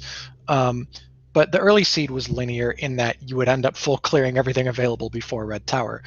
Now, after that, there became more options, but not a ton. But it really was the fact that you just like leapt on the play to go Death Mountain, follow the speed booster, Ether, TR. Whereas Barnage put that off as long as possible. He full cleared a bunch of stuff. He did Swamp Palace, which was a fine density play, but at that point he was already feeling behind from time he spent in pod. Yeah, I saw Speed Booster and I knew roughly what that meant, and I figured there might be something down there. And then it's like I get over there and it's like I do all the checks up to it. It's like, okay, there's nothing. I can just reset out if there's nothing at these last two. And then I see Ether and I'm just like, I hate you so much, game. I mean, hate, but also love. Like, when you look back at this afterwards, you're going to be like, wow, like I really got to play that seed with that morph ball chain. Yeah, That's it was when something. you get to telling stories. It was something, all right. We have no idea where the boots were. Probably right side GT or like, I don't know, Meridia. I was really worried going into Ganon's Tower that the big key was going to be on the torch. Yeah, we saw you check the torch first just to make sure. Yeah, that's the correct play. I almost always will go right to start with, but in the case where I don't have boots, it's like, nope, go left, check the torch first, because if I need boots, I know I'm probably going to have to leave. So get that out of the way now. Yep. Before we knew that piece of information, we were trying to like think of possible ways that the boots could end up being an equalizer, but it's such a low % chance, and you didn't end up needing them. Of course, bootsless GT is a specialty in and of itself. It leads to some pretty different feeling rooms there on the climb. Yeah, I had to stop myself from using arrows once I got a little ways in and realized I had 6 left. I'm like, no, I need these for Ganon. Stop using them. Yep. A small tip that might help you in the weeks going forward, maybe try using a little bit more Fire Rod, especially when you have half magic. Use a little bit more Fire Rod through the gauntlet and like up until before Land Mollusk 2. Yeah, I thought of that after. Okay. I'm like, I had that. I could have used whatever. I'm already past it. Yep. Also, you hard noped out of the magic powder behind Dragon, despite going into that room. Yeah. I sat there for a minute, I'm like, do I want it? I'm not going to make the check with it, but I could use it. I'm like, nah, it's fine. I got a potion. And then I thought about it after I got back into Link to the Past. I'm like, I should have picked that up. Well, let's go buy another potion, whatever. Because SM has like such a short item pickup time with no fanfares and all that. Go ahead, Mind of Me. One other thing I was going to say is that your routing and execution is really on par with most of the runners in this tournament. One question that I have is, do you always go to the fish room in Mire? Do the what now? The room, the fish room. So when there's the spike room, and then if you go north and continue north and hit the switch. Oh yeah, okay. I usually do that because I like to clear the east side first, and if I get lucky and find big key in that one chest that you need to hit that switch for, if I'm not looking, if I'm still looking for items, I can just go check big chest right then and there. And then I go and do left. In this case, obviously, key was in the last chest, but that set me up really nicely to just go through the couple of portals and be done with it. Like that's usually the route that I like to take. It's not so bad with boots. It's a lot worse without them. I would say even if you like, even if you like right side first, it's probably best to just grab the small key and hit the torch in the conveyor room, because then you can just walk right back out into the lobby and check your right side first. True. Yeah, like I won't claim that I play completely optimally. I just some of the things I've come up with are just sort of just what I've been doing. But there's always more to learn. Like, yeah, I know for a fact I'm not like the best, and I have plenty that I can still learn about this. So yeah, and you'll be up against, as we were saying right as you popped into the interview, you'll be up against Bressingham next week. Really veteran in terms of his combo skill level, in terms of how good of times and finishes he puts up, and has practiced pretty much every trick there is to practice. So you definitely will have your work cut out for you. But even all these little small optimizations, they add up. The more runs you can put them to use in, the more you'll get used to them. Oh yeah, definitely. I'd like to say GG and well played to you again, and best of luck in the rest of the tournament. And a big GG to your opponent, Maximum Barnage, as well. Got a little bit randoed, a little bit bad luck, but played very well. And unfortunately, his tournament is over. But be sure to follow both him and Dragondarch on their channels. They'll be playing plenty of SMZ3 in the future. And yeah, it's a great way to show your appreciation for these runners. Yes, this has been super fun. Shout out to Linkforce, who did have to leave a tad early to go to bed. So then second shout out to Mind of Me for finishing up on the tracking. But thank you to all the tournament crew and the people who have been consistently volunteering and organizing, getting this whole thing going. Shout out to our sponsor, Rank One, who put up the cash prize for this tournament. And you can see the profile links for the runners both on screen to visit their Rank One pages. I've been Cheesenator. Thank you for coming to Speed Gaming. Mind of Me, you feel free to finish saying goodbye, but I've said everything I've got to say here. All right. Well, it was a pleasure coming with you, Cheesenator. Be sure to give him a follow as well. For SMZ3 tomorrow, we've got Pizza versus Hitaka at 9:10 p.m. Eastern on the main Speed Gaming channel. And be sure to hit that exclamation point schedule to see what's coming up in this tournament, as well as all the other Speed Gaming and Speed Gaming 2 through 6. Thank you so much for watching. Take care, y'all.